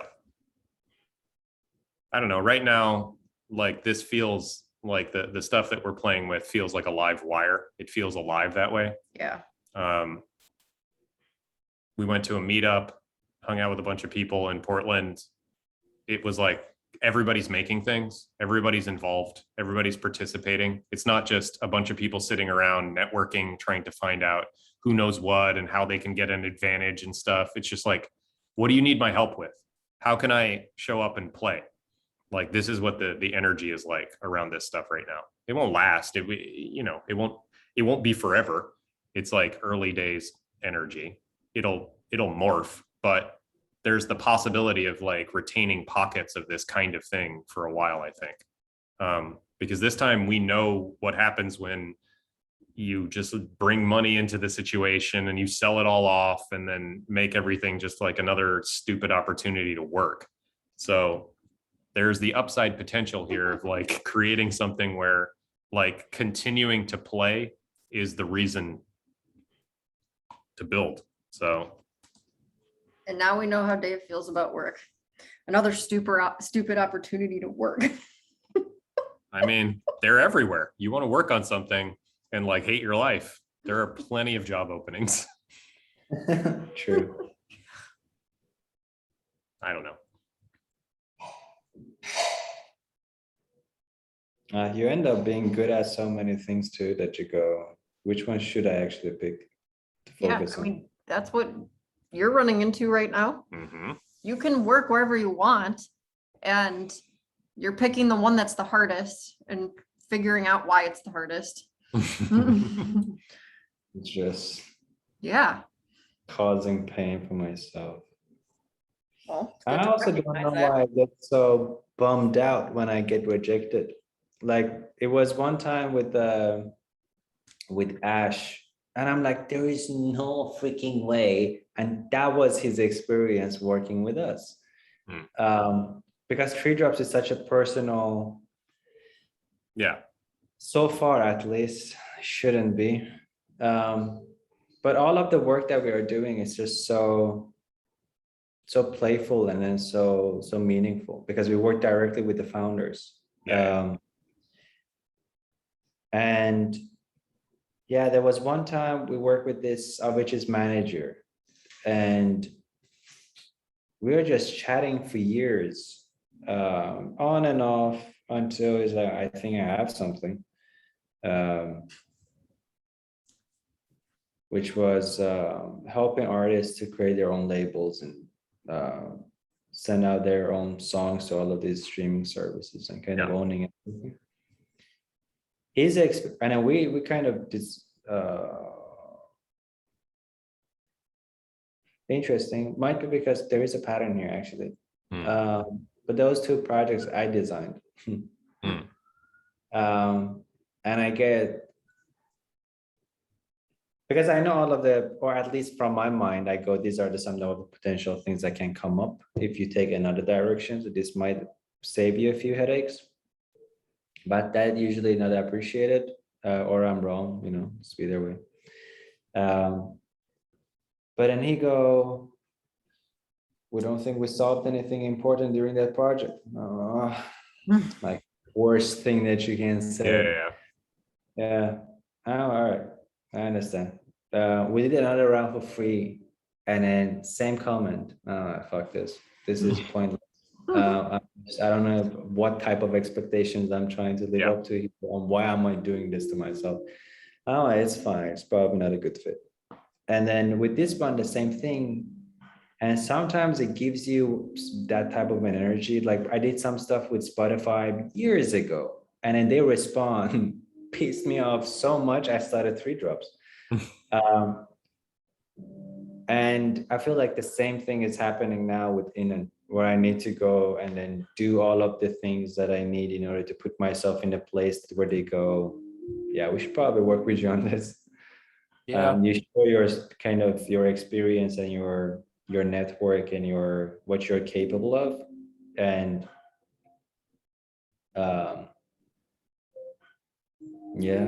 it takes a long time to grow these bigger things too. Dave found a thing online. Someone was talking about, neither of us had known this, that you can manufacture fast growing trees so that you can create wood products quicker. And of course, you know, fast forward over a period of time, buildings that are built with this kind of wood, it's not as stable, it's not as structurally sound, so it's starting to literally like buckle. fall apart. Because it was forced to grow fast versus wood that just grows normally. So there's a pace that seems to be set by some kind of like, not, I guess it's biological, I don't know, there's some sort of energetic flow to life. And if you hack it, which you can always hack these things. It's not necessarily good because you can create something faster, but the things that you're trying to do that have a longer lasting impact, it just takes time because you can't force it. It has to naturally emerge, naturally grow. The part of growth that's important is that when you get to the place where you are operating at the scale that you wish to be, you've grown into it. It's a natural fit. Yeah.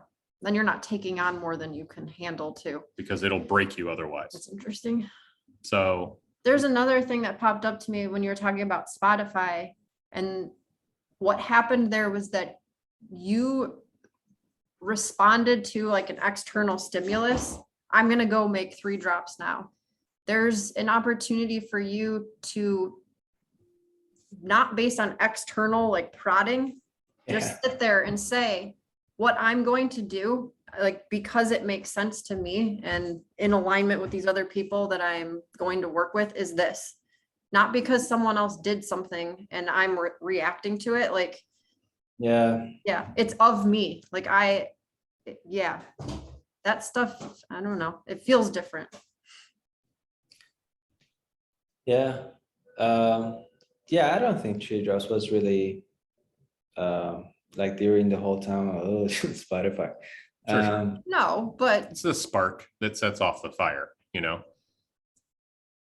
It's because the energy was there waiting to be expressed. This was just the thing that triggered it. It's then, and again, that word triggering, like if you're triggered at the moment of conception, like being able to look at what the energy that's being released and then talk to it. Like what do you need, right? Like there's a rejection. yeah, There's there's like a subtle shift because it's the same thing's coming up now. This company, this guy is telling you no. behaving in a certain way, but you're not reacting to it. Well, I'm going to do this instead. You're sitting and thinking about it. So even that approach, that's different. That's, I feel like that's a change in behavior that shows maturity. There's information in the frustration. Like, what is the frustration connected to? What is it? What needs to be expressed? How does it need to be expressed? What is a better way of going about this? Because the frustration is instructional. And sometimes the instruction is like, push harder, but usually it's like, I'm thinking about this in a way that is not suitable to the size of the task that I have at hand. So I ran into a lot. Ponder was my version of this. Yeah. Build it fast. It's fucking easy. Everything's fine. And I'm building something like I'm trying to manufacture. I tried to manufacture something because it's the only thing I knew how to do in like a year or something like this, when I needed to learn for years what I'm even doing, like what the world is saying that it needs from me and what relationship that I want from that, right? I got a long time. I can play with anything. So if I'm playing with things that are in alignment with what I want to be doing in the world and it's fun, and when I show up and provide the things that I know, the people around me are like, thanks for doing that. Like we couldn't have done it without you, and vice versa.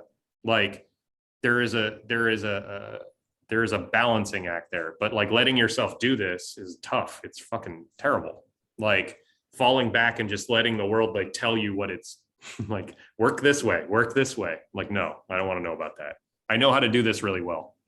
Like it's, I don't know. It's even like, so we're doing all these meetings. We're moving into like a phase where we're about to put pen to paper. We're about to launch something, right? On a technology that I think I understand, but I don't really know. And there's a lot of people out there, and I don't know how much I want to be in the public anymore, or how much I want to, all of these things. All my fucking brain is just like, run. Oh, really? Yeah. Or like fucking suffer or whatever it is. Instead, I'm just like, okay, because part of me is I'm growing, right? Like these things that I've been terrified to play with because I didn't have the people around me to help think about the thing. Because the stuff is big, it's enormous. Like if we're actually building a protocol or protocols with the rest of the internet, the number of things that could be built on that stuff are infinite. They're infinite. There's a million. So what is the relationship to something like that? That's terrifying, right? Like I had this experience with Carbon Made. People would start posting their work. Their livelihoods were based on the things that I was making. So I made that a relationship between me but I was just there showing up, doing the work that they were asking for me to do, which is a change in relationship, right? Like all I can do then is work on the skills to help shepherd that idea into the world, right? And that part of that skill is like taking care of me mentally so that I can better sense what the organization needs, right? So it comes back and back and back and back until you are centered. Because if you're centered and you know where you're going and why you're going there, then you can move out into the world and operate as somebody with agency, right? Like, like your relationship, and you can push on boundaries and you get triggered, and then you have people around you to be like, hey, I'm feeling fucking crazed. Like, why? Help me look at this, right? And then you're getting closer to reality, which brings you back to center, which means the next decision you make is like a fruitful one. But it's a constant conversation and operating within change. And you're pushing up against things that you cannot push through by yourself. That's not how we work as people. We have to do these things. You have to hold this for me for a little bit so that I can I cannot feel the potency of it so that I can look at it rationally or emotionally or whatever it is. So I don't know, these projects, these endeavors, this work, it's how we grow. It's the type of thing that we express, you know. Other people have accountants, you know, they make Excel spreadsheets, and some people socially coordinate, and some people do pole vault. We decide to build things like this. So I don't know. Pole vault. That's the reality. Yeah. I don't know. There is like a sort of meta change in the way that I approach these things.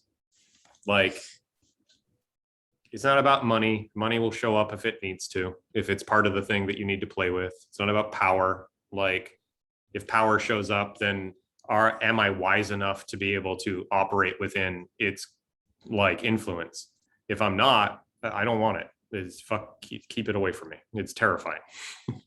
And like, can it be terrifying? But I know that I've been doing the things, and I have the people around me to center me in a way that operating with it is just like channeling the thing, not owning it, not keeping it, not having it be something that represents me, you know, all these things. So I don't know. It's a work in progress.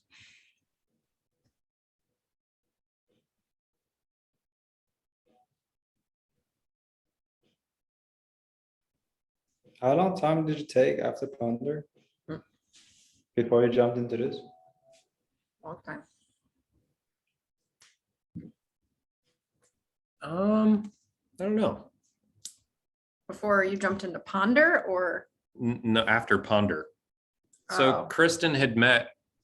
So Ponder opened a bunch of doors to people who could see through the stupid thing the stupid box I put it in, like designed it into. Because there were glimmers of what we were trying to do. And then John in particular is like, oh, there's something to this. And then Kristen did a project. Kristen went and found all the people effectively. And then we just decided to work on small projects, like little games that we play together where we just cooperate. So like, it wasn't too far after, I mean, probably a few months. But once it got going, the difference in approach was like so readily apparent. And then it was a whole process of me accepting that this can work, where I don't need to be a hero, that being a hero is the thing that gets in the way. Every time I was a hero, because that narrative like works really well, I'm like, you don't have to do anything other than what you can do right now, over and over and over. And like showing up in the smallest ways and talking about what I know and like participating as openly as I can. And then like asking questions. And then when I'm like flipped out, asking for help, like this was the work, which is allowing us to now like collaborate in a way that is like fluid, right? Because it requires this like calming down and like accepting that there's a group of people around that just wants to do this together. Like that's enough.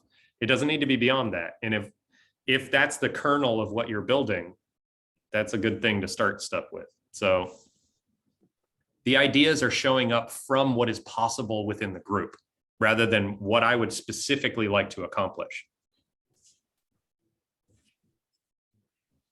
This whole thing should be part of a manifesto and it should be don't be a hero.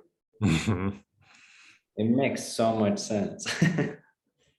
Heroes get killed. They get eaten by dragons. Fuck that shit. No, it makes so much sense. Because when you're trying to lead a team, in the beginning, you're like, oh, I'm a savior. I'm going to put out all of these fires. And I'm like, nope, I'm not doing it. Let them do it. But then you're not giving them the right tools to do it. So you're like, I'm going to come at the end and and then you're like, why don't you be a hero like I was? And they're like, fuck that. That's terrible. Yeah, because you seem so happy. Yeah, exactly. Yeah, and then it is much nicer to be a peer with other people who are working through their things, and so that you can help each other like lift bigger weights. I mean, that's what it is. Like if you have 5 people picking up a log, it's a lot easier than you've got one person straining and blowing their back out, right? Like, I mean, I think with you can only become peer with somebody that is as good as you, or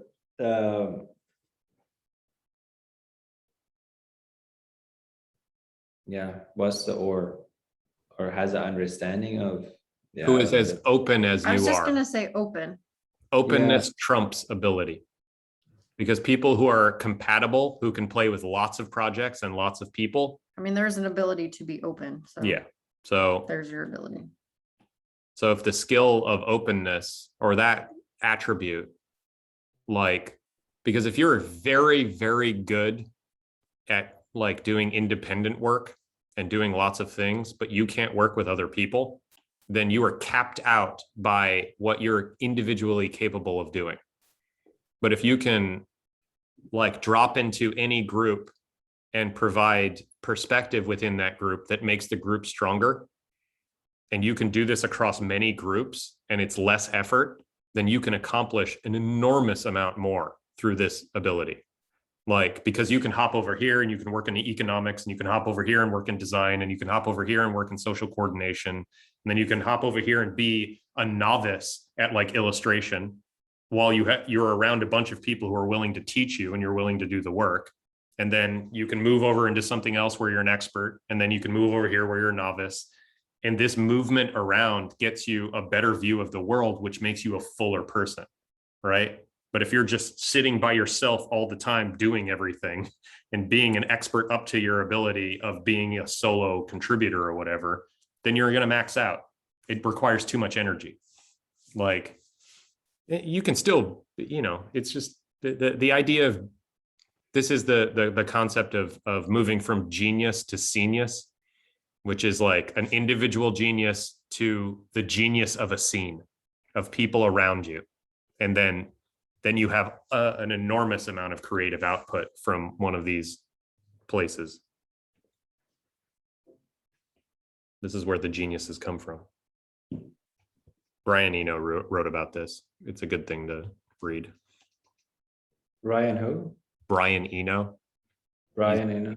Yeah, he has a bunch of writing on like how he approaches art. He has a journal that he published from his, I think he was doing a bunch of work in the 90s with a bunch of huge bands and stuff like this.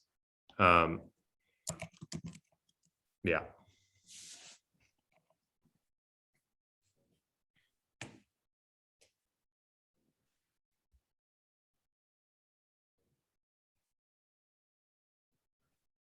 Yeah.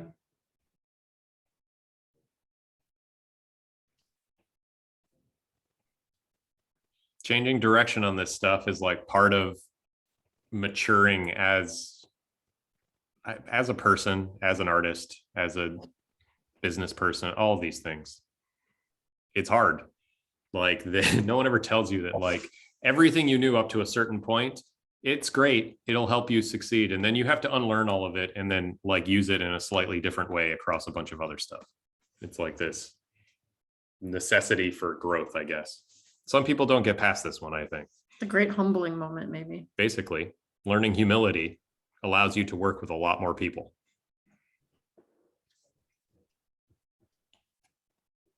It's so damn difficult to find good people. Like, it's always been very easy to hire good designers and build a very good creative team. Engineering, yeah, a little bit. Yeah, I feel like it's getting there. I don't know. But Takes a different relationship to the thing sometimes.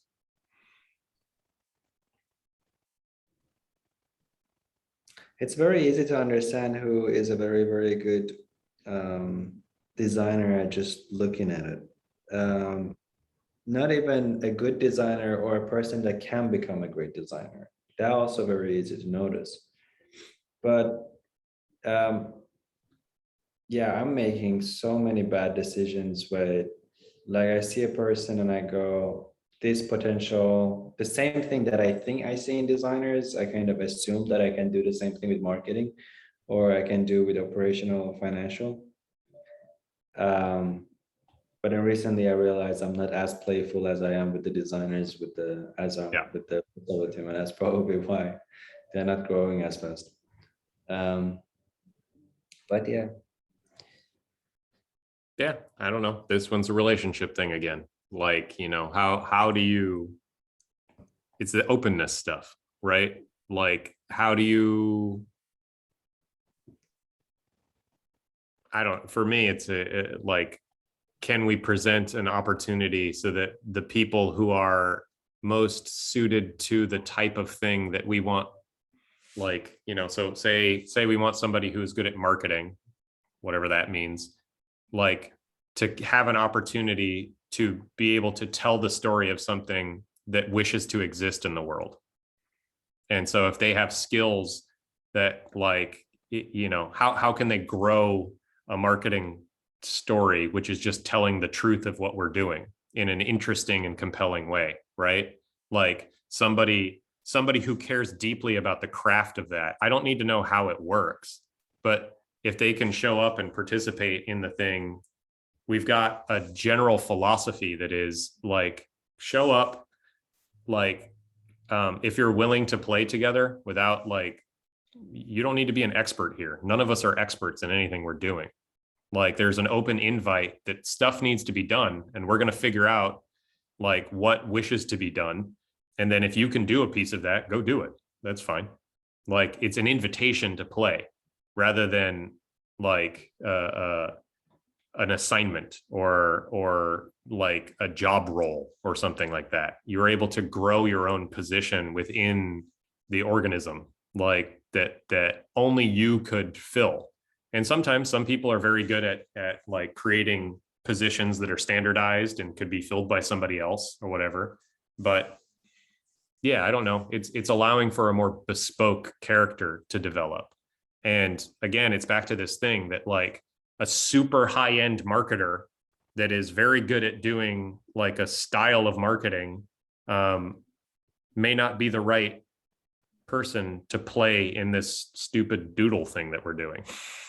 It's more important that, like, we cobble it together and we understand how it all works, and you have an opportunity to express abilities in like an open way, and then talk about what you're doing, have like a philosophical discussion about, like, is this the kind of thing that we wish the community to, and then do it. I don't know. So there's like it's a different, I don't know, you're collaborating like a band or something. But yeah, it's a different model to, like, hiring somebody and then working with them on objectives. Yeah. There are limits to that style of work. It works well for certain types of things, though. Creativity, not so much. Like the funneling of artistic projects and, the like co-creation of things. I don't know. It requires this like collaborative mindset. There's still a professionalism involved. There's still like people who like to do the craft will show up and do it well because that feels good, right? So like offering them an opportunity so that they can express what they've learned, that they've spent a lot of time like practicing. And I like people who have a sort of, or I tend towards people who have a philosophical understanding of the craft that they participate in. Why do they do this? Why does marketing exist? Have you thought about it? Like, why would you do it in this way versus that way? Not because it produces better numbers. What do the numbers mean? Have you thought about the numbers? Yeah, what are they telling you? Like, is that just what you do because when you're a marketing professional, people tell you that if you make numbers go up, you're a good one? Mm. Why? Why are you a good one? Is that good? How do you know it's good? Have you considered these things? If there's an on-ramp to talk about these kinds of things, there's a better potential that all of us can be better at what we do.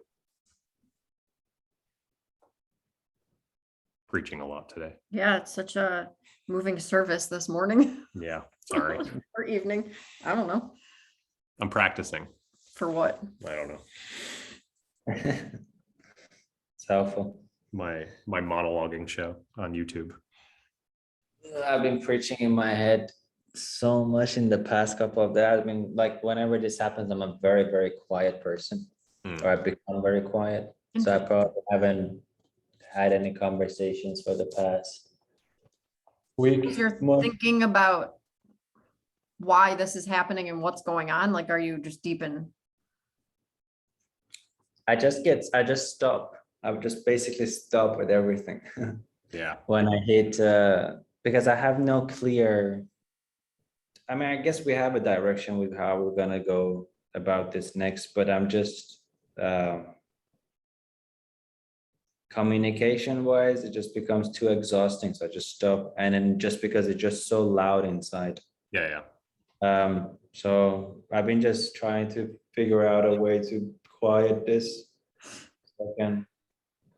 Give yourself a break. Yep. Just be like, it's fine. This is how it goes. Yeah. There's nothing to fight. Like, just, and then you can choose to believe some of it or choose not to. Like, it's just, I don't know. This is where I get to with these things. It's just like pummeling me. And I'm like, okay, what all of you people want in my head? Huh? You're all screaming at me about something. Like, what have I missed? And like, can you give me a break so I can think about it? Sometimes that works. Sometimes there's like a little thing in there, like the body needs to move, or you need to talk to somebody, or yeah. Okay. Like before in the past, it was like I knew whenever I hit this point what I need to do, but it's so frustrating that it doesn't work anymore. So you go, well, I did this, it worked. Like now I need to go figure out the new thing that works for this. Because before it was such a good mental state where whenever I'm kind of reaching this kind of, I don't know, challenge, I don't call it a challenge, just whatever this is. A blockage. Yeah. It's like a fork in the road that you're like, all right, what do I do here? Like, I got this. I mean, it's a mental growth that I'm kind of not finding it easy to kind of grow past it. And whenever I reach this, I know I'm the problem. So I'm just trying to figure out what about my way of thinking that I need to change to just get past this. And if I don't, I'm just doing this. And I've been doing this kind of for a few months now. So I feel like there is something, I need to figure out what that is. I need to find a meaning, kind of a peaceful new daily routine to just process it. I can't write, it's too much. I'll walk, but then it's too loud. I play music, it's still too loud. I turn off the music and I just walk, doesn't work. I can't exercise still, that's frustrating. Yeah.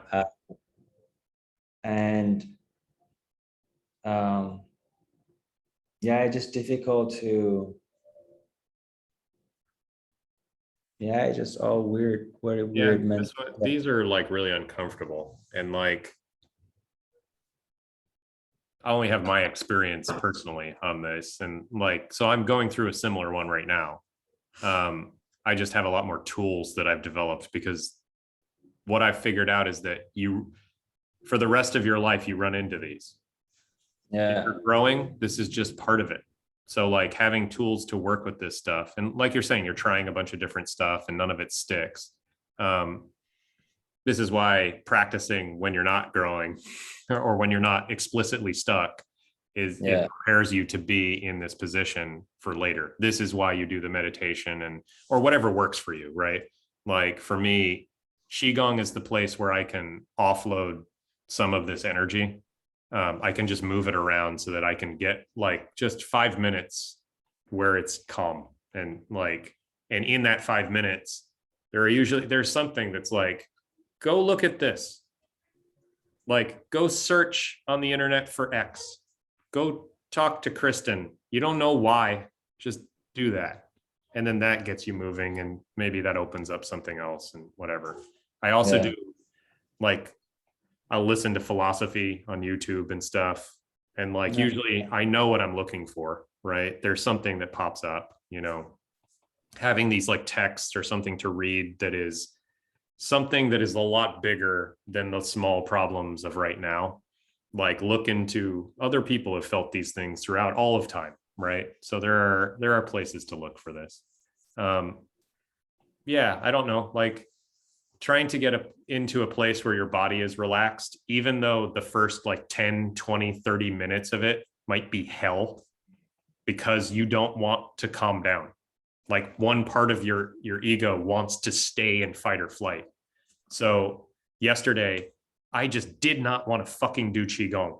Like all of me, I'm like ready to fucking kill something. I'm just like, I hate this. My body is fucking weird and whatever. So I'm like, okay, I back off. I like to do 5 minutes. I couldn't stay there with it. Went and I like wrote some stuff. I needed to do some work. I did that. And then I got tired. And, you know, I was done with that piece of work. And I'm like, Qigong again. That's what we do. And I go in there and then another hard 5 minutes, but then I get back into the flow. I'm like, oh, I remember. This is why. This is where like I can calm down. And then it's just moving the energies. And then there is a moment in there, and it's taken a long time for me to get here, but it is over and over again doing the thing that has the potential for giving you the space. And like in the short term, it may be just sitting there and just letting it cascade over you, sitting with the like, just the onslaught, right? Like being like, okay, I'm going to be uncomfortable. That's just how it is now.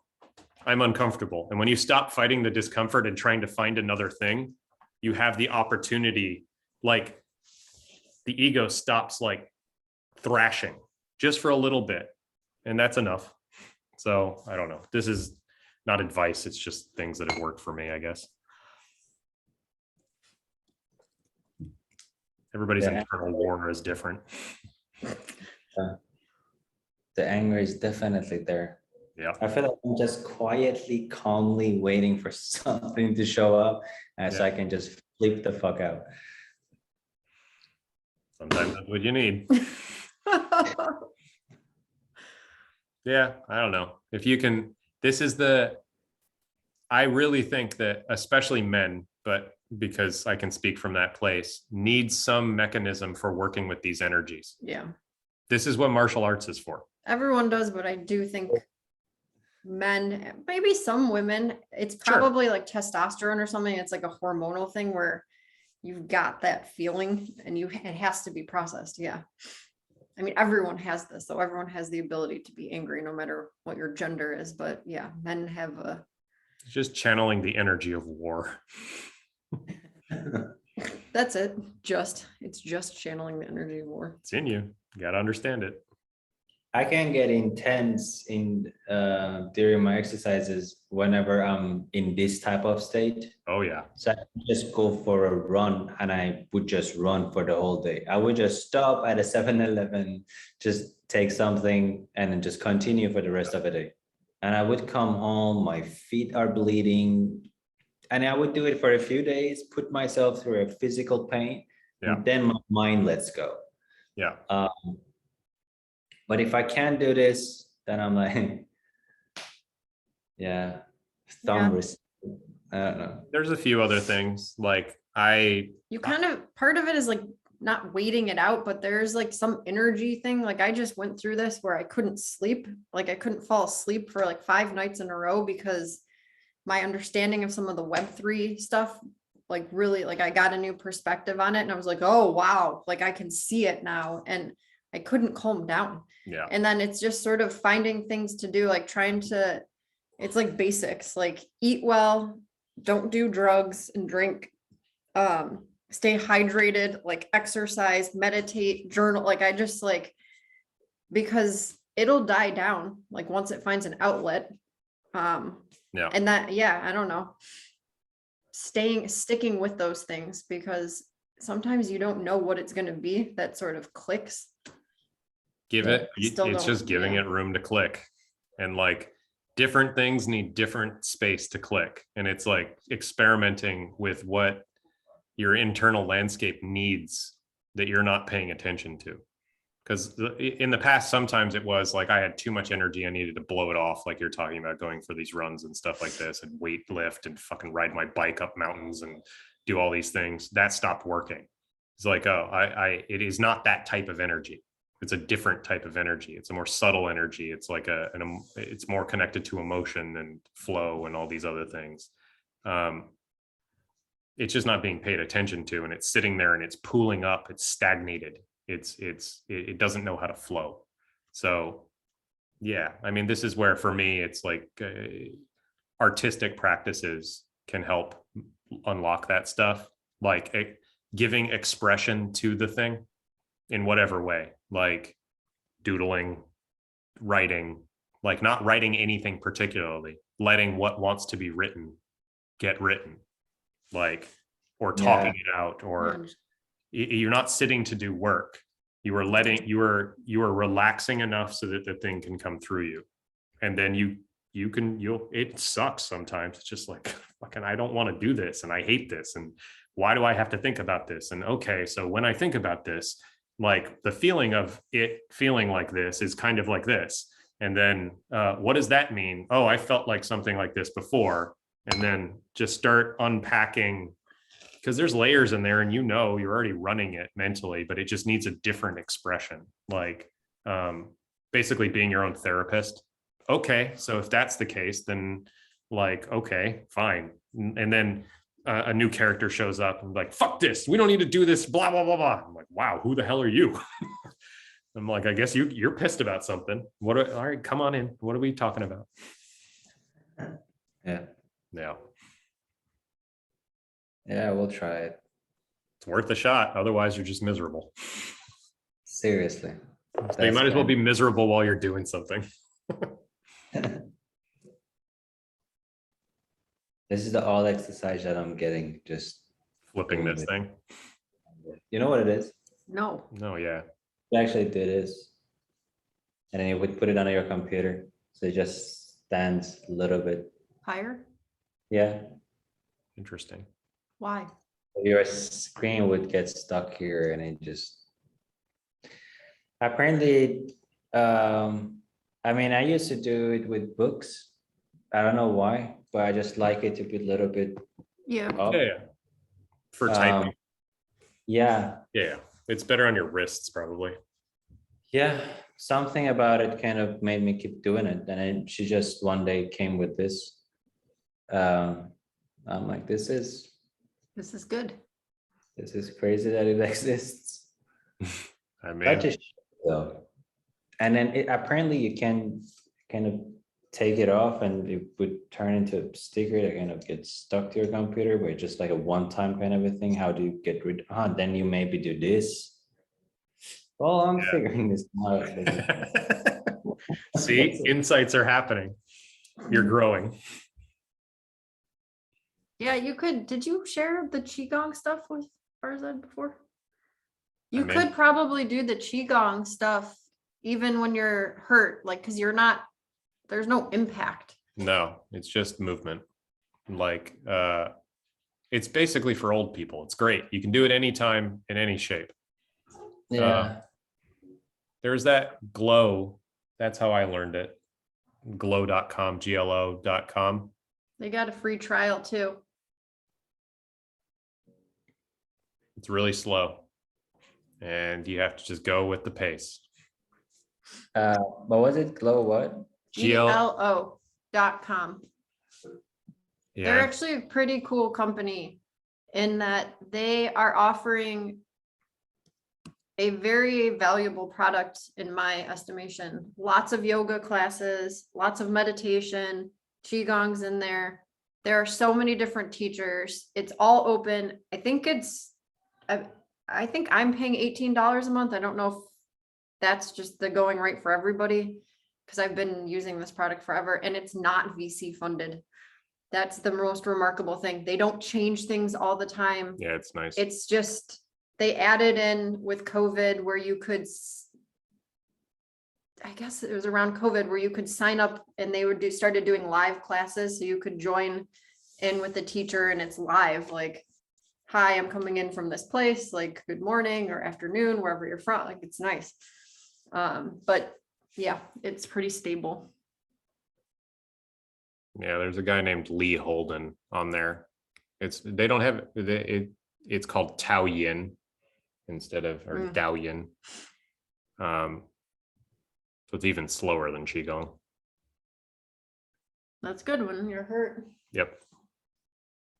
There's like 2 programs that like walk you through all the basics. That give you, so you have like an alphabet of moves that you start to understand. I think it's like 6 classes or something like this. I just did them all back to back. With which teacher? Lee. Lee Holden, Leeholden.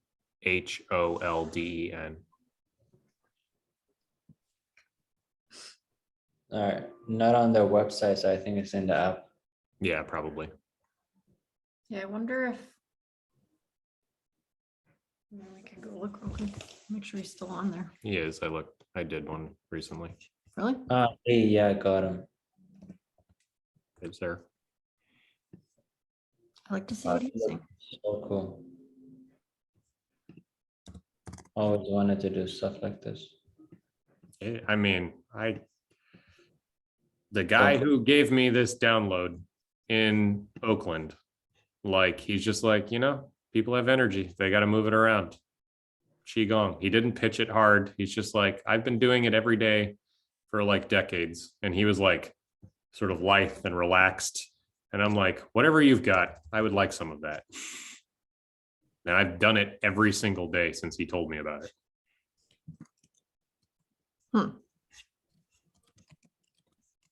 Yeah, it's a good taste in there. You could get through there's not that many of the classes just to get a taste, and then he's got more resources when you're ready. If it sticks, it doesn't work for everybody, but for me, it tapped into something that I was not working with at all, and it replaced seated meditation for me. Because it's mindful.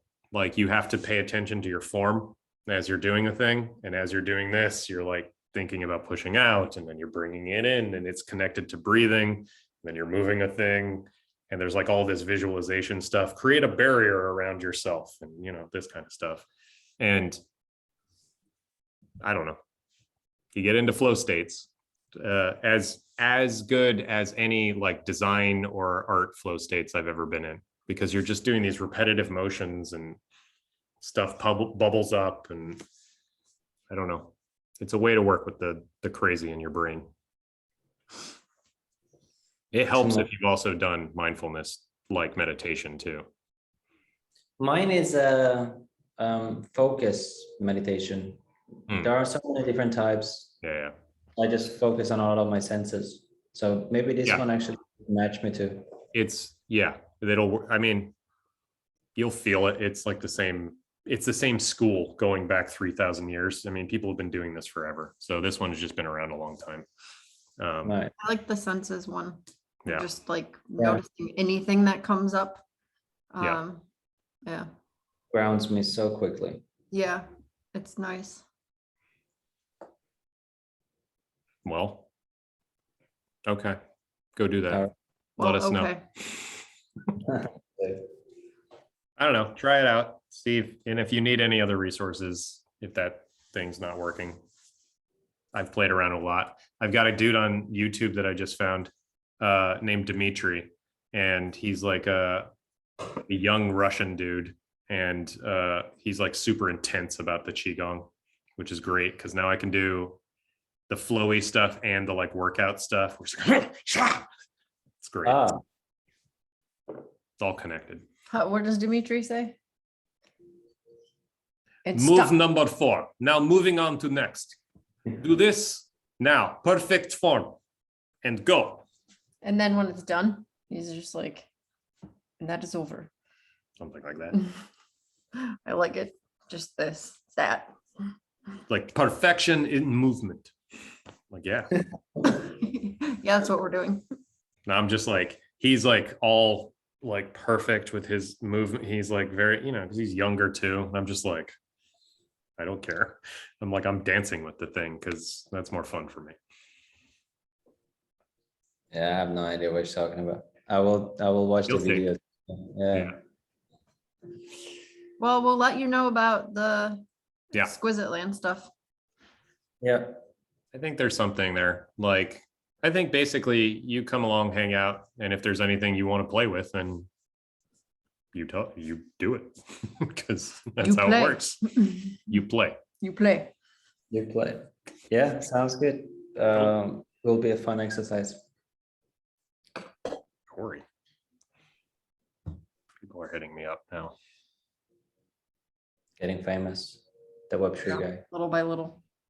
Stop reading it. Anyhow, well, somebody just met with Pascal and is like, hey, we're supposed to meet. Do you have time this afternoon? So I'm You're like, okay. who are you? Yeah. Yeah. Small world kind of thing. We'll see. All right. Right. Till next time. Till Good next luck with time. all of your stuff. Yep. Thank you. Later. Bye. Bye. Bye.